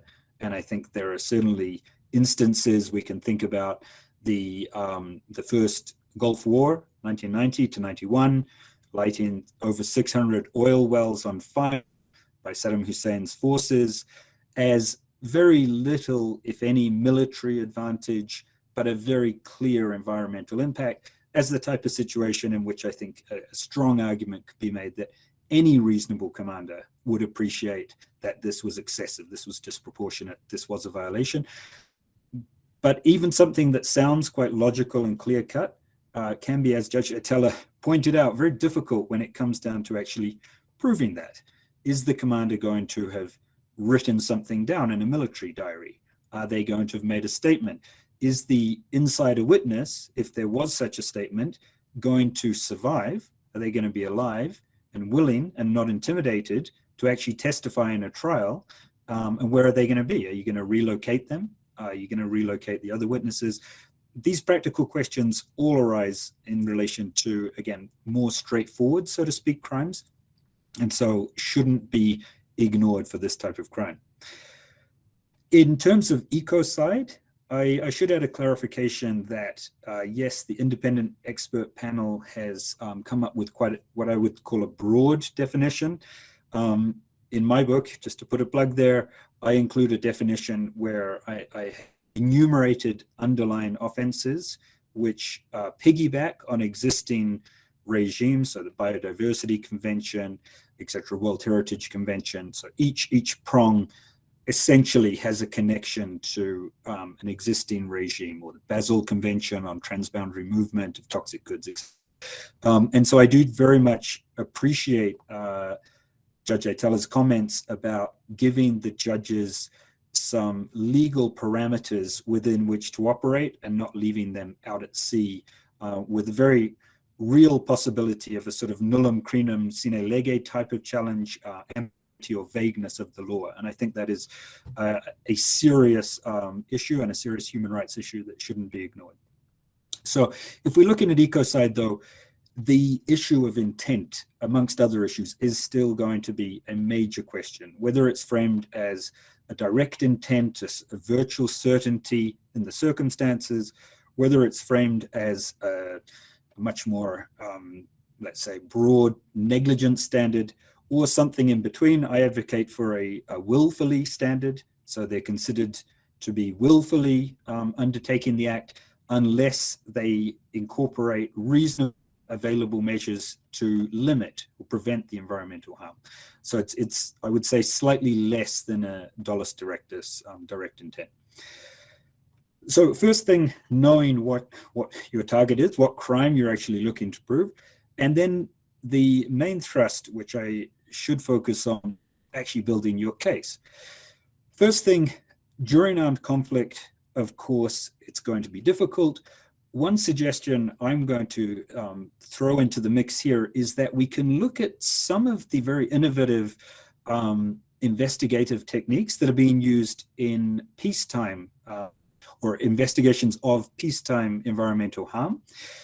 And we could see if those will be applicable for investigations of wartime environmental harm, which to date hasn't been done in great detail, despite the fact we're hearing a lot of accounts of environmental harm in Ukraine, for instance, at the moment. So, for instance, we have a lot of actually primarily open source databases, repositories, platforms that you can use.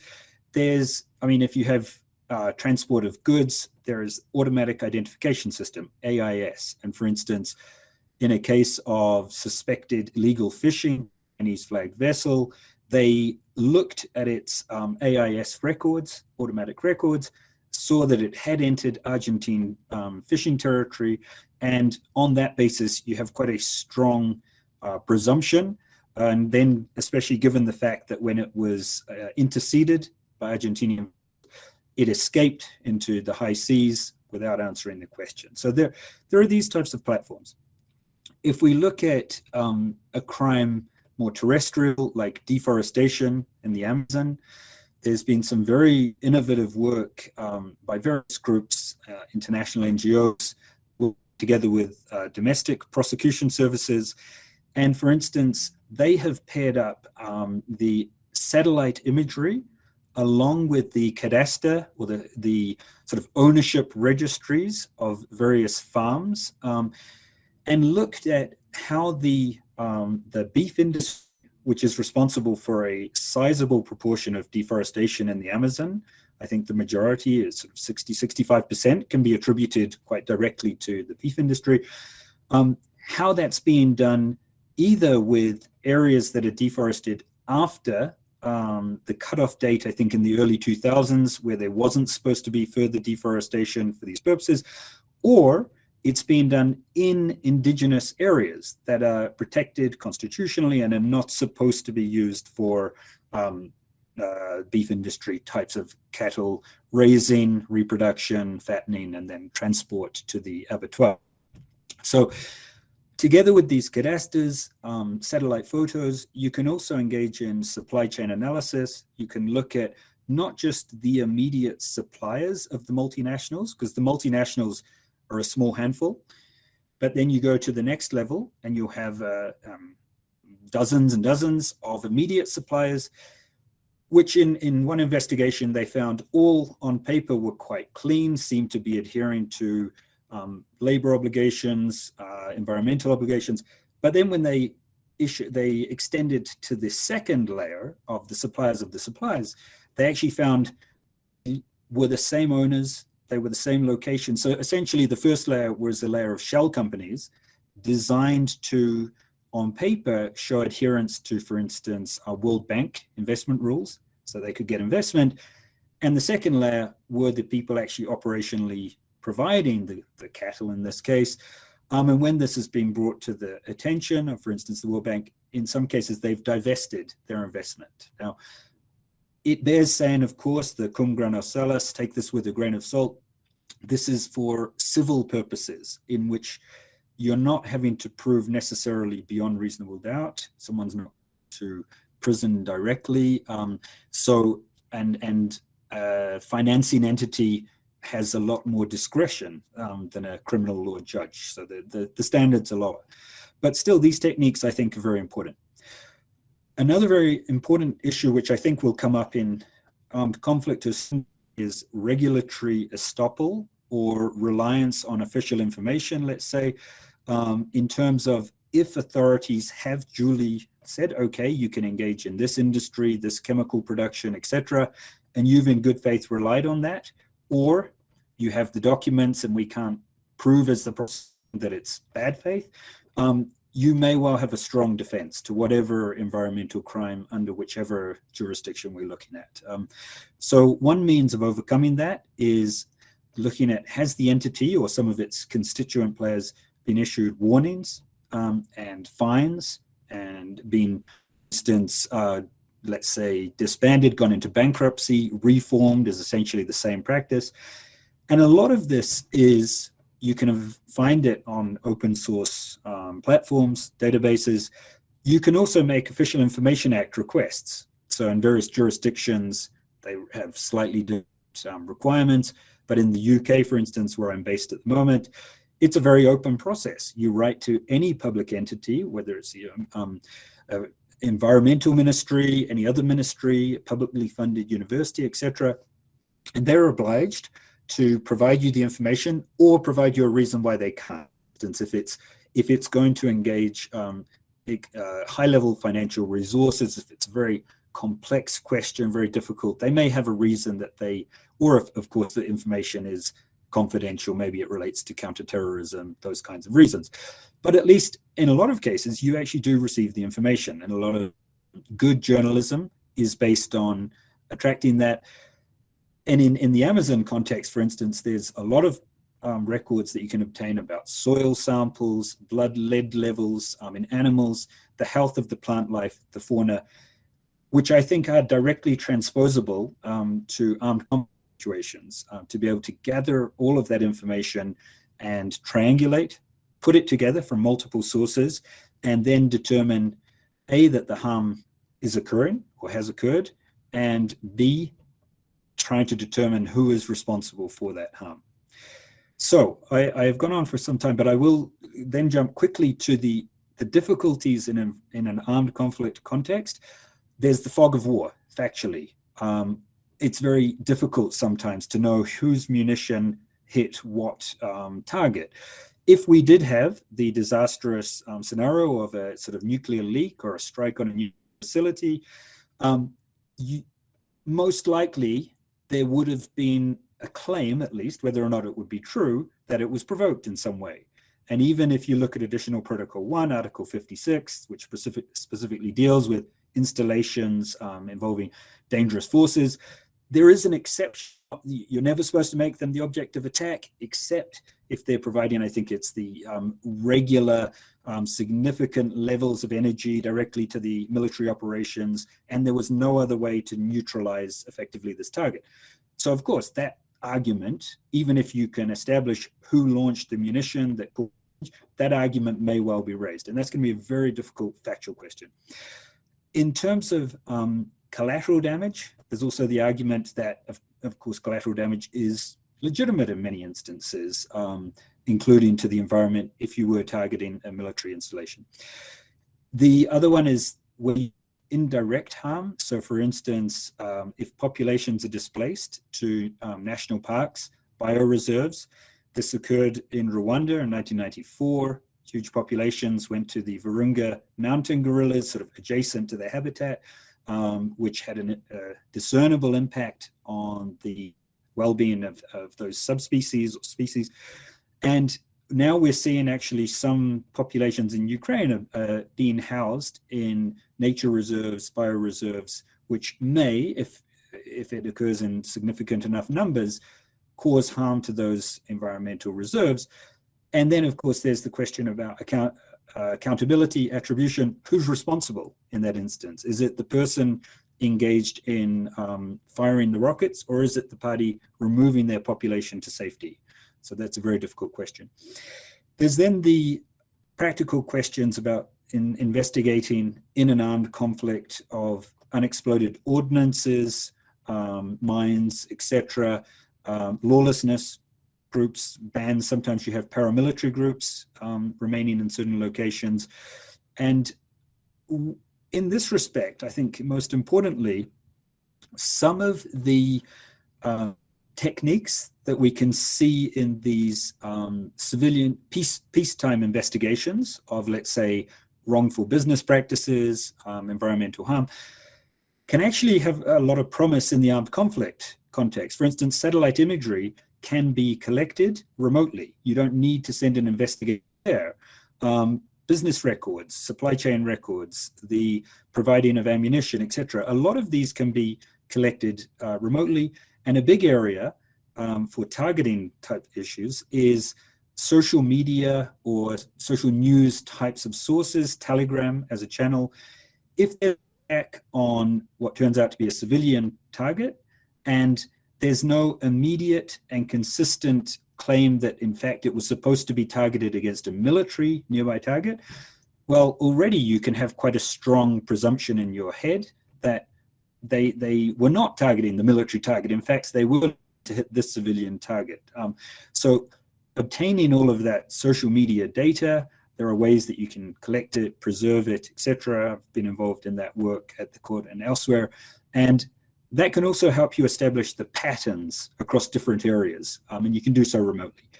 You will still likely have to send investigators, but at least you can keep that to a minimal team and expose less people to risk and less people to danger, and expose less witnesses to danger, because the do no harm principle is extremely important even when dealing with these very serious crimes.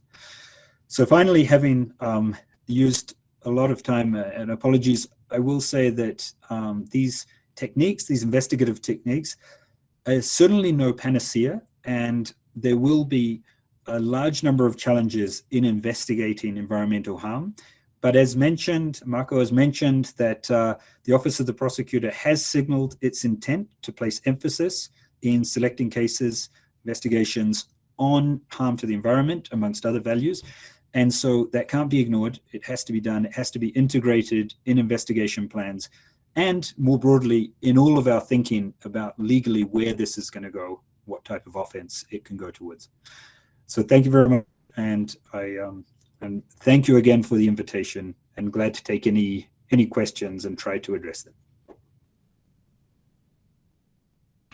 Many thanks, Matthew, for your analytical and very interesting speech about the problem of the proofs and evidence.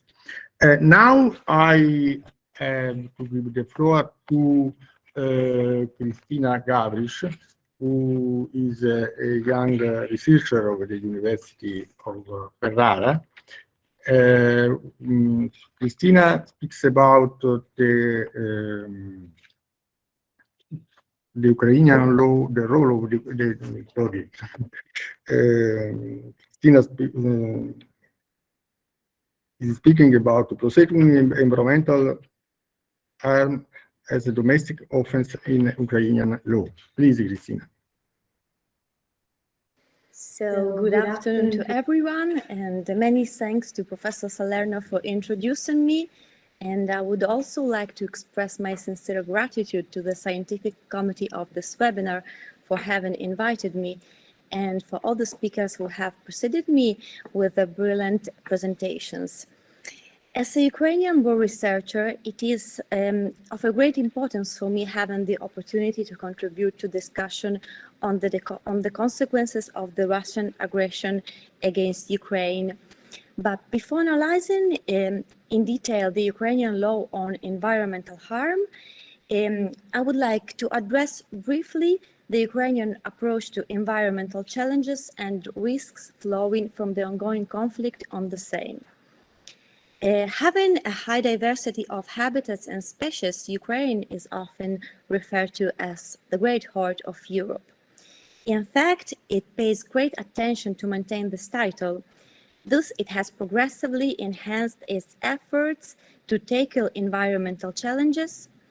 The country took many steps to restore and preserve its natural capital, to integrate environmental concerns into economic development, and to accelerate the transition towards a green and low-carbon economy.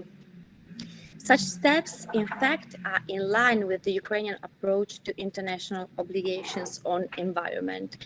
In fact, through years, it has ratified numerous international conventions on environment, such as, for instance, the Convention on Biological Diversity in 1995, the United Nations Framework Convention on Climate Change in 1997, Paris Agreement in 2016, and so on.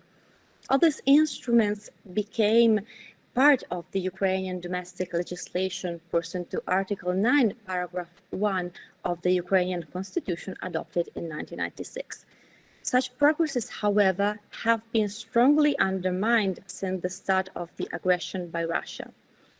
In fact, by the end of May, Ukrainian Ministry of Ecology and Natural Resources registered 257 crimes against environment, which is a huge number of crimes.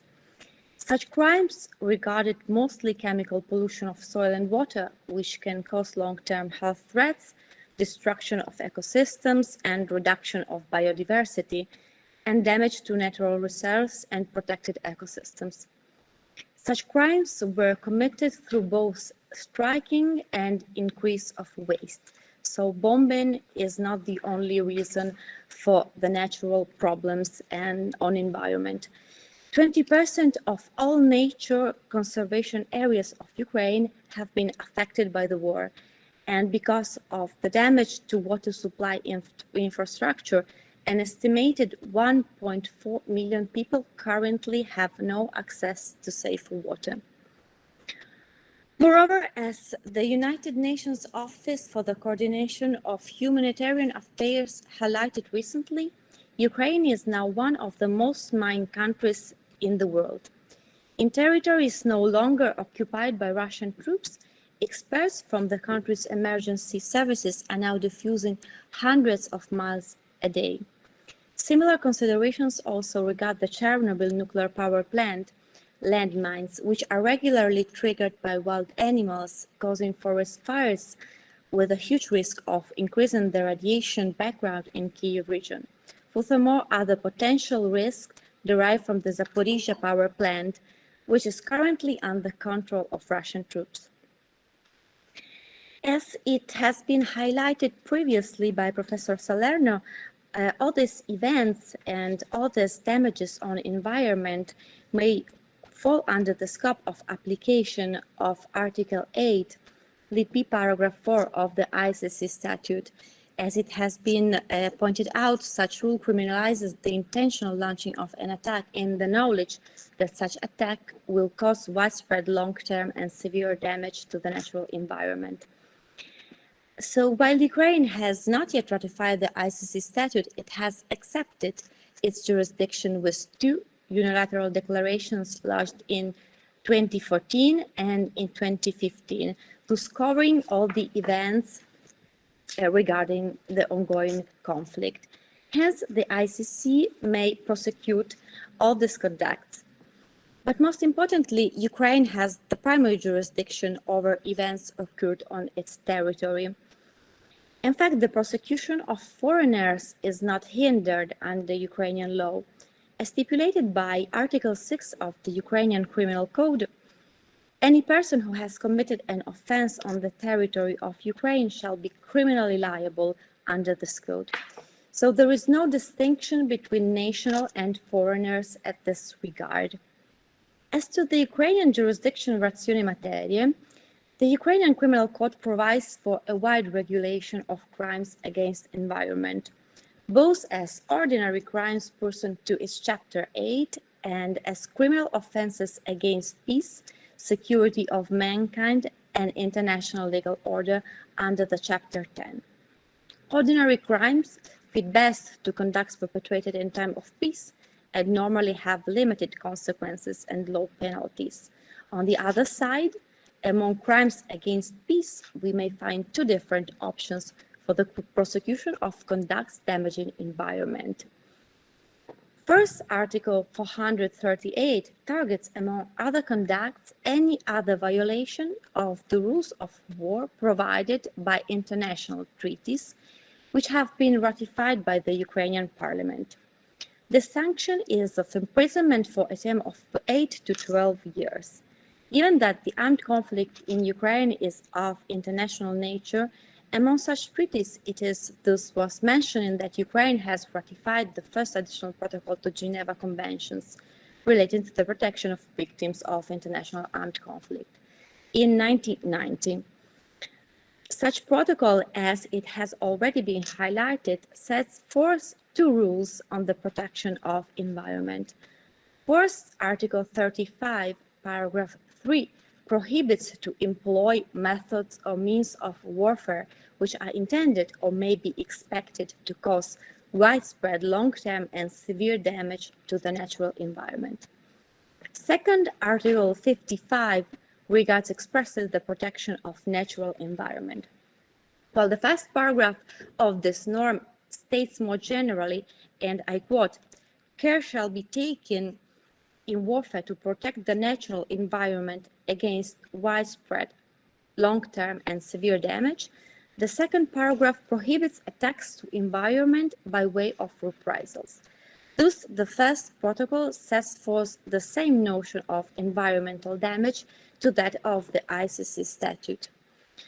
Through the blanket reference of Article 438 of the Criminal Code to Articles 35, paragraph 3 and 55, paragraph 1 of the first additional protocol, all the conducts damaging environment mentioned at the beginning of my speech could be punished under Ukrainian law.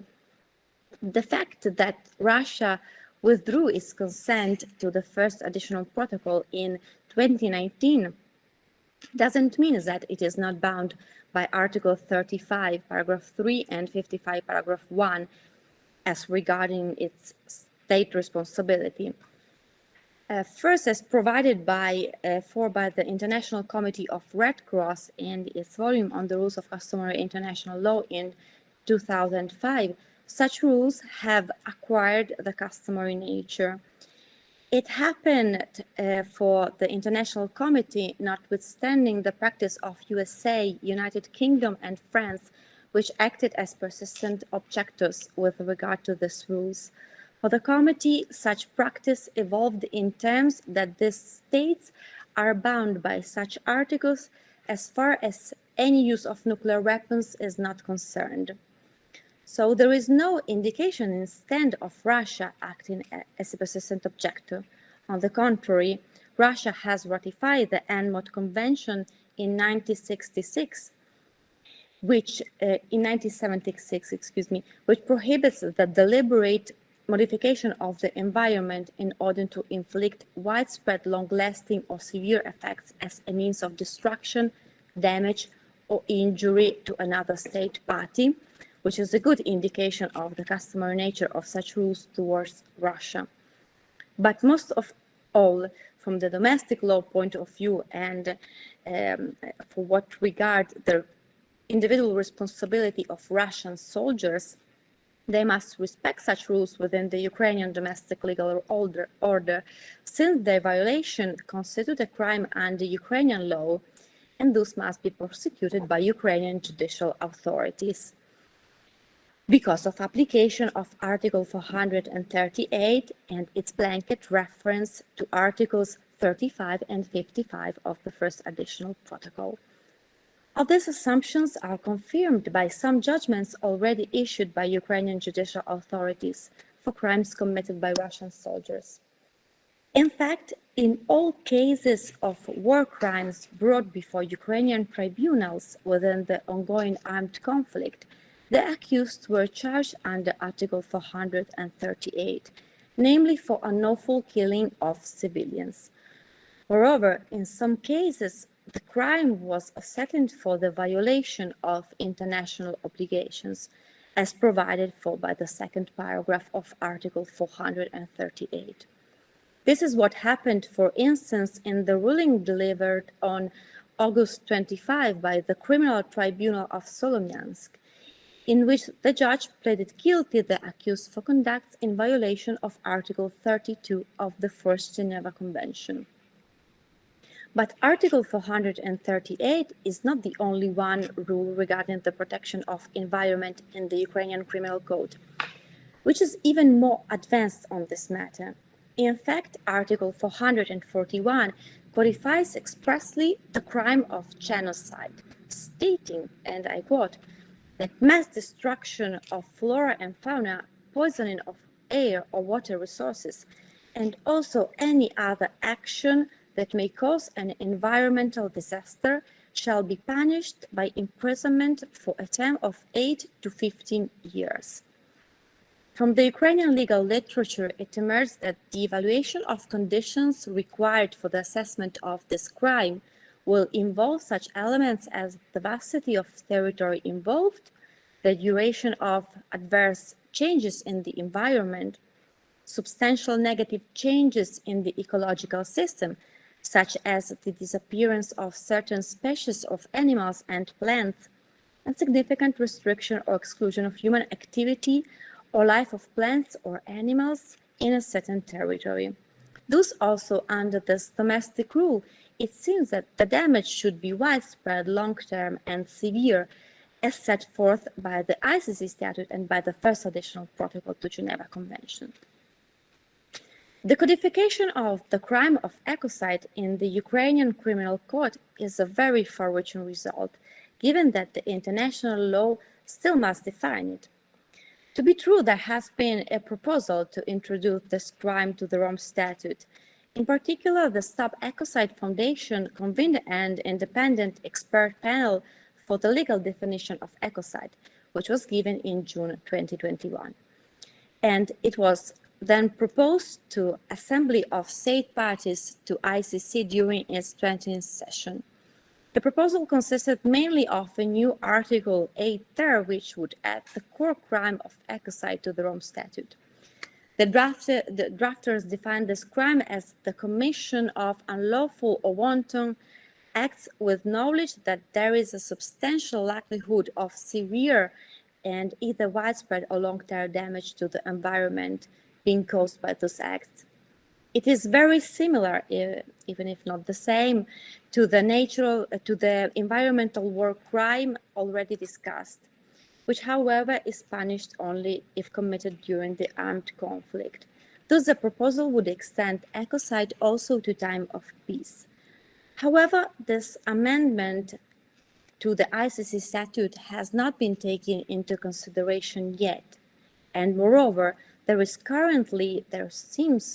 currently not to be present the general state practice that univocally considers ecocide as a crime under customary international law. As already highlighted, Ukrainian judicial authorities have already dealt with war crimes committed by Russian soldiers.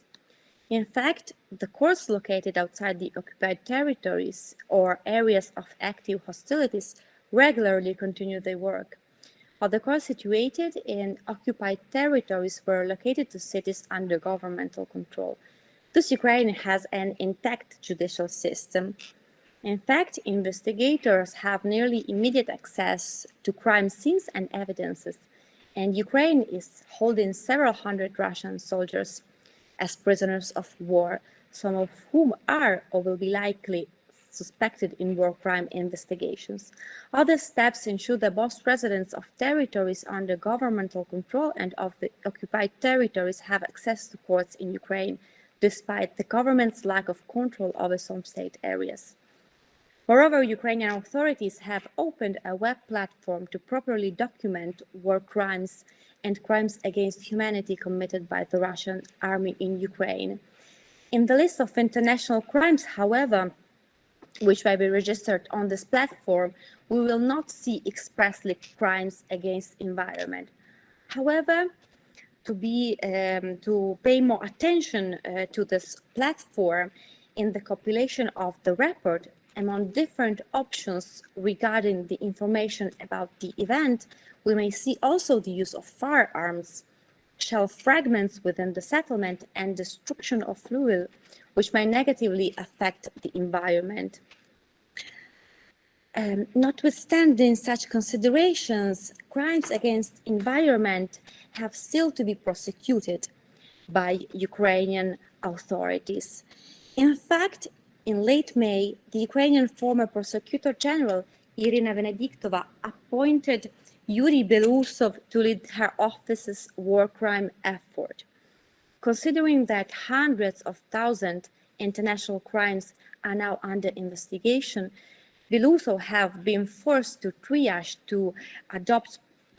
cases and to adopt policies of prioritization of prosecution, dividing those suspected war crimes into more and less important ones. Therefore, it is likely that priority will be given to those crimes involving killing of civilians, as it may appear obvious. But it doesn't mean that Ukrainian authorities are not careful to issues regarding the environment amid the ongoing atrocities. Instead, the Ukrainian parliament approved in July 2022 that draft law which provides for the expansion of the list of actions that provoke damage to flora under criminal liability and strengthen it in the conditions of armed conflict. Even if its legislative process has still to be completed, it represents a further evidence of the Ukrainian attention to the importance of the protection of environment during armed conflicts. Thank you very much. Many thanks, Christina, for your appraisal on the experience of Ukrainian law and is a possible contribution to the development of international criminal law. Before opening the debate on the speeches of our last two speakers, I have to give the floor to Ambassador Maria Leto, who expressed her intent to express a question to Marco Pertile. Please, Ambassador. Professor Salerno, I'm very grateful for giving me the floor, to you for giving me the floor, but I really think that I should not take the time allocated for discussion on the three last presentations. If there is time in the end, then I might take the floor, but otherwise I can always send my comments directly to Marco Pertile and we can continue bilateral exchange of views. So thank you very much to all the presentators, and I look forward to the discussion on their presentations. Thank you.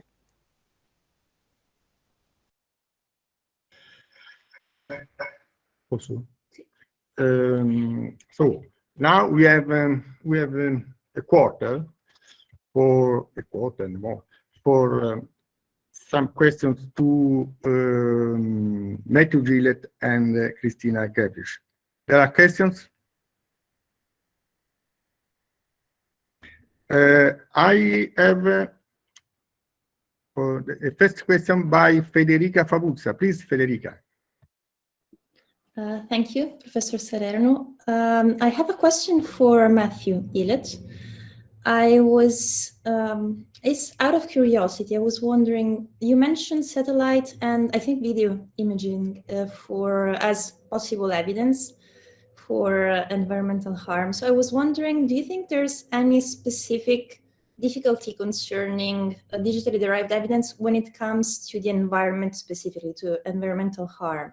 Or are there the usual problems that a court would have when it comes to digitally derived evidence? So any specific difficulties about that? Thank you. Shall I answer straight away, Professor Salerno? Yeah, thank you. It's a good question. And I think the difficulties would be largely in line with the usual difficulties of proving environmental harm, more so necessarily than the fact that it's digital evidence. I mean, to set where I think they could come in most useful is two ways. One, in just showing the deforestation, the harm. For instance, you may be able to see, if it were a case involving a lot of oil spillage around military bases, etc., you may be able to see from that satellite imagery the impact that it's had on a broad area. So it could show the harm. Somewhat, I think, probably importantly, it can help you show which units were moving around which areas at a certain time, which units had control in certain areas.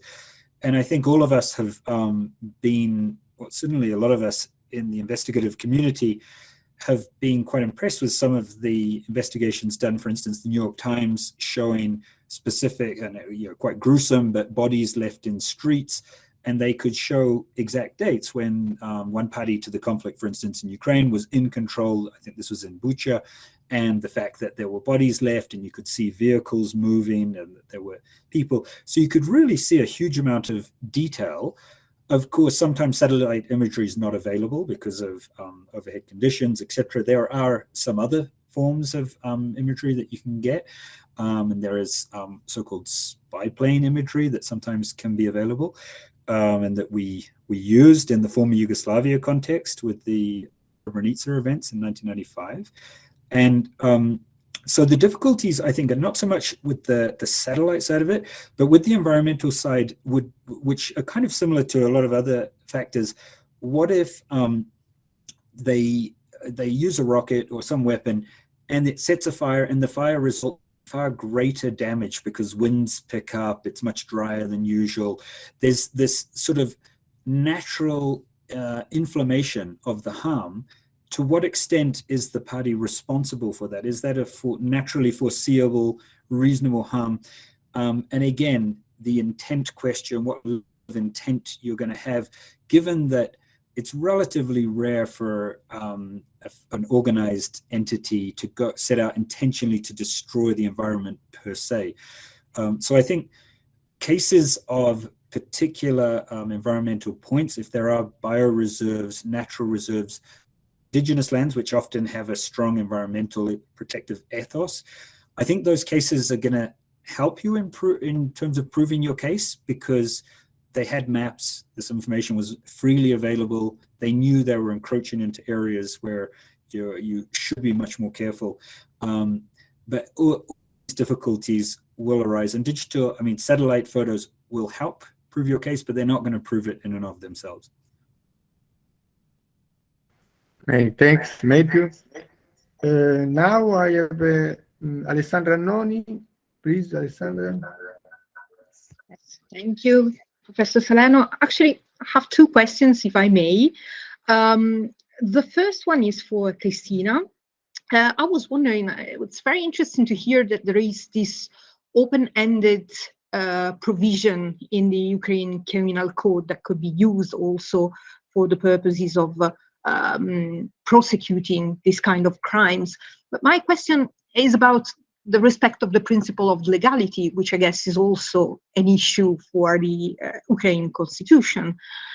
Given what Judge Aitala was saying before, the fact that some of these international law provisions are not as well defined as they should be, I'm wondering whether such an open-ended provision would be, if put together with these open-ended international crimes, whether it would be enough to satisfy the requirements of the principle of legality under the Ukrainian constitution. And the second question is for Matthew. It's about fact-finding. I was wondering if you think it could be a good option for Ukraine, well, actually it's for Cristina as well, probably, if you think that it could be a good option in this particular case to set up an inquiry commission, so to entrust somebody, a third party, perhaps an inquiry commission of a commission of inquiry of the United Nations or else, to gather the evidence that we would need for prosecuting these crimes, either at the domestic level or at the international level, given the difficulties that you highlighted and the fact that gathering evidence for these crimes is particularly sensitive. Thank you.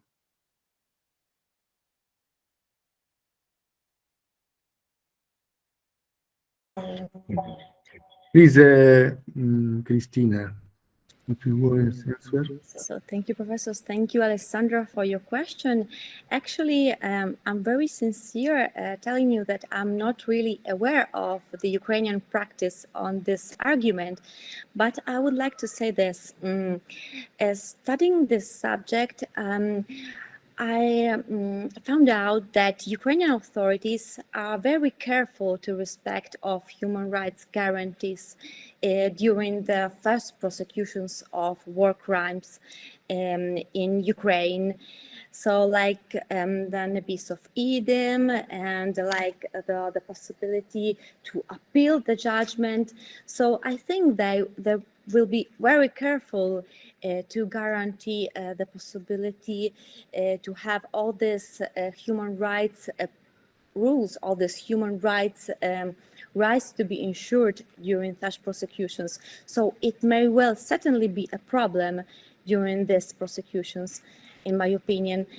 At least I think it is difficult that we will see judgments on environmental crimes. So I think we will not find out this the answer to this question.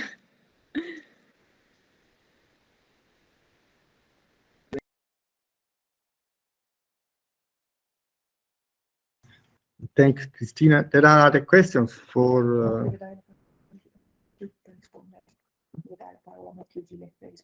Matthew, please, Matthew. Thank you. In terms of specialist entity investigating, I can see some merit for the following reasons. And I can think of IUC or UNEP, or there are a lot of organizations, I think, that would be quite skilled and quite well placed to do this. The advantages that I can think of, and I have to say in my book, I do advocate for a specialist type of tribunal in the future to these crimes, accepting that there's a lot of political capital to be amassed in order to obtain that, but also bearing in mind that this is a pressing threat to the entire of humanity, and it is something that shouldn't be underestimated. So in terms of specialists, I think it has a big advantage in that the harm to the environment will be their focus, their core focus.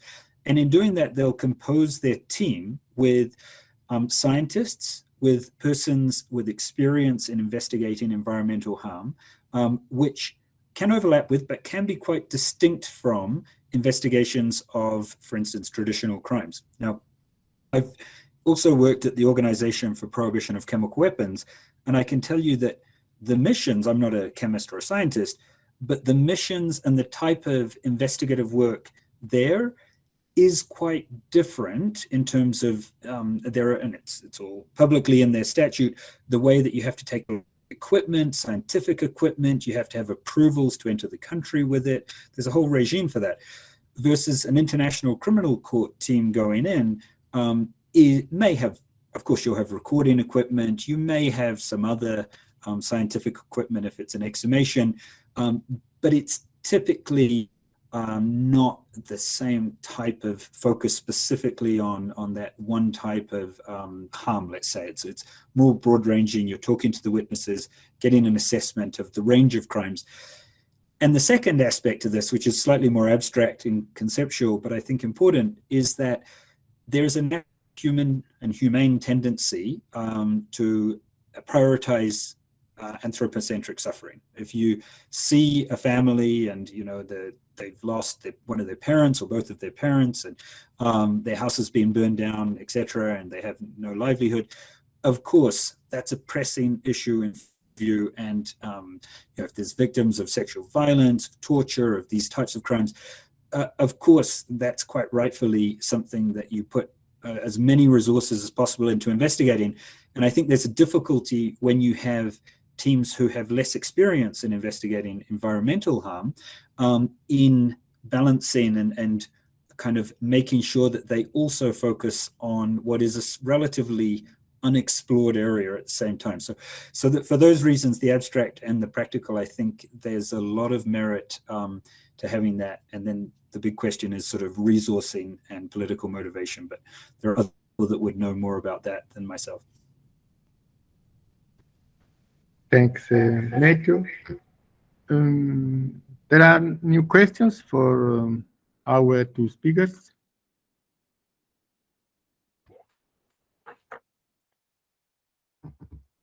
Nothing. Posso chiudere. Se non ce ne sono, puoi dare la parola a Margaretto, che vuole parlare un po'.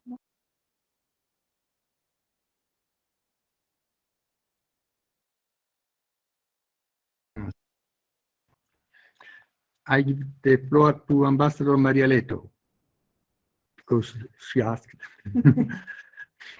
Thank you very much. And thank you again for the organizers for this very, very interesting conference. I would like to take this opportunity to comment on the issue of difficulties in proving environmental harm. And there I would like to refer to the quite interesting jurisprudence of the International Court of Justice, which has dealt with several environmental cases. And in the latest, that was the reparation judgment in the armed activities case, expressly pointed out that the difficulties in proving environmental harm and proving the causal connection with certain acts and the harm and so on and so forth do not exempt the responsible state from the obligation to make reparation. And I quote, I have the quote here, however, the fact that the damage was the result of concurrent causes is not sufficient to exempt the respondent from any obligation to make reparation. So this should be the objective towards which we try to achieve. And let me also take this opportunity to say that concerning ecocide, I would rather agree with Judge Aitala in advocating an independent criminal law convention to deal with ecocide before trying to amend the statute of the International Criminal Court, also taking into account all the challenges that the court is facing. Yeah, and concerning the many comments Marco Pertile made concerning the draft principles, as I said, I'll continue this bilaterally with him because that would take too much time here. But thank you again to everybody. I have really enjoyed this event. Many thanks, Ambassador. I don't see anything for other questions, so I thank very much all the participants of this second session, and give the floor to the very efficient organizer of this today's symposium, Alessandra Annoni. Please, Alessandra. Thank you, Professor Salerno. Well, actually, I'm one of the organizers of this event. So first of all, I would like to thank the others, members of the coordinating group of our group of interest. So Federica Favuzza, Marina Mancini, and Marco Longobardo have been together in putting together this wonderful group of panelists and chairs. And I thank you very much for having attended this event. And I would also like to remind, especially the members of our interest group, that this is just the first event that we are organizing regarding the protection of the environment in armed conflict. As you already know, there is a second episode of the saga that will take place on the 7th of October at the Scuola Superiore Sant'Anna in Pisa. That will be in Italia. You should already have received all the information, but in the next couple of days we will send the program again. So thank you very much, everybody, and I hope this will be a first attempt to start discussing these topics within our group, and that we will continue the discussion in the future. Thank you very much.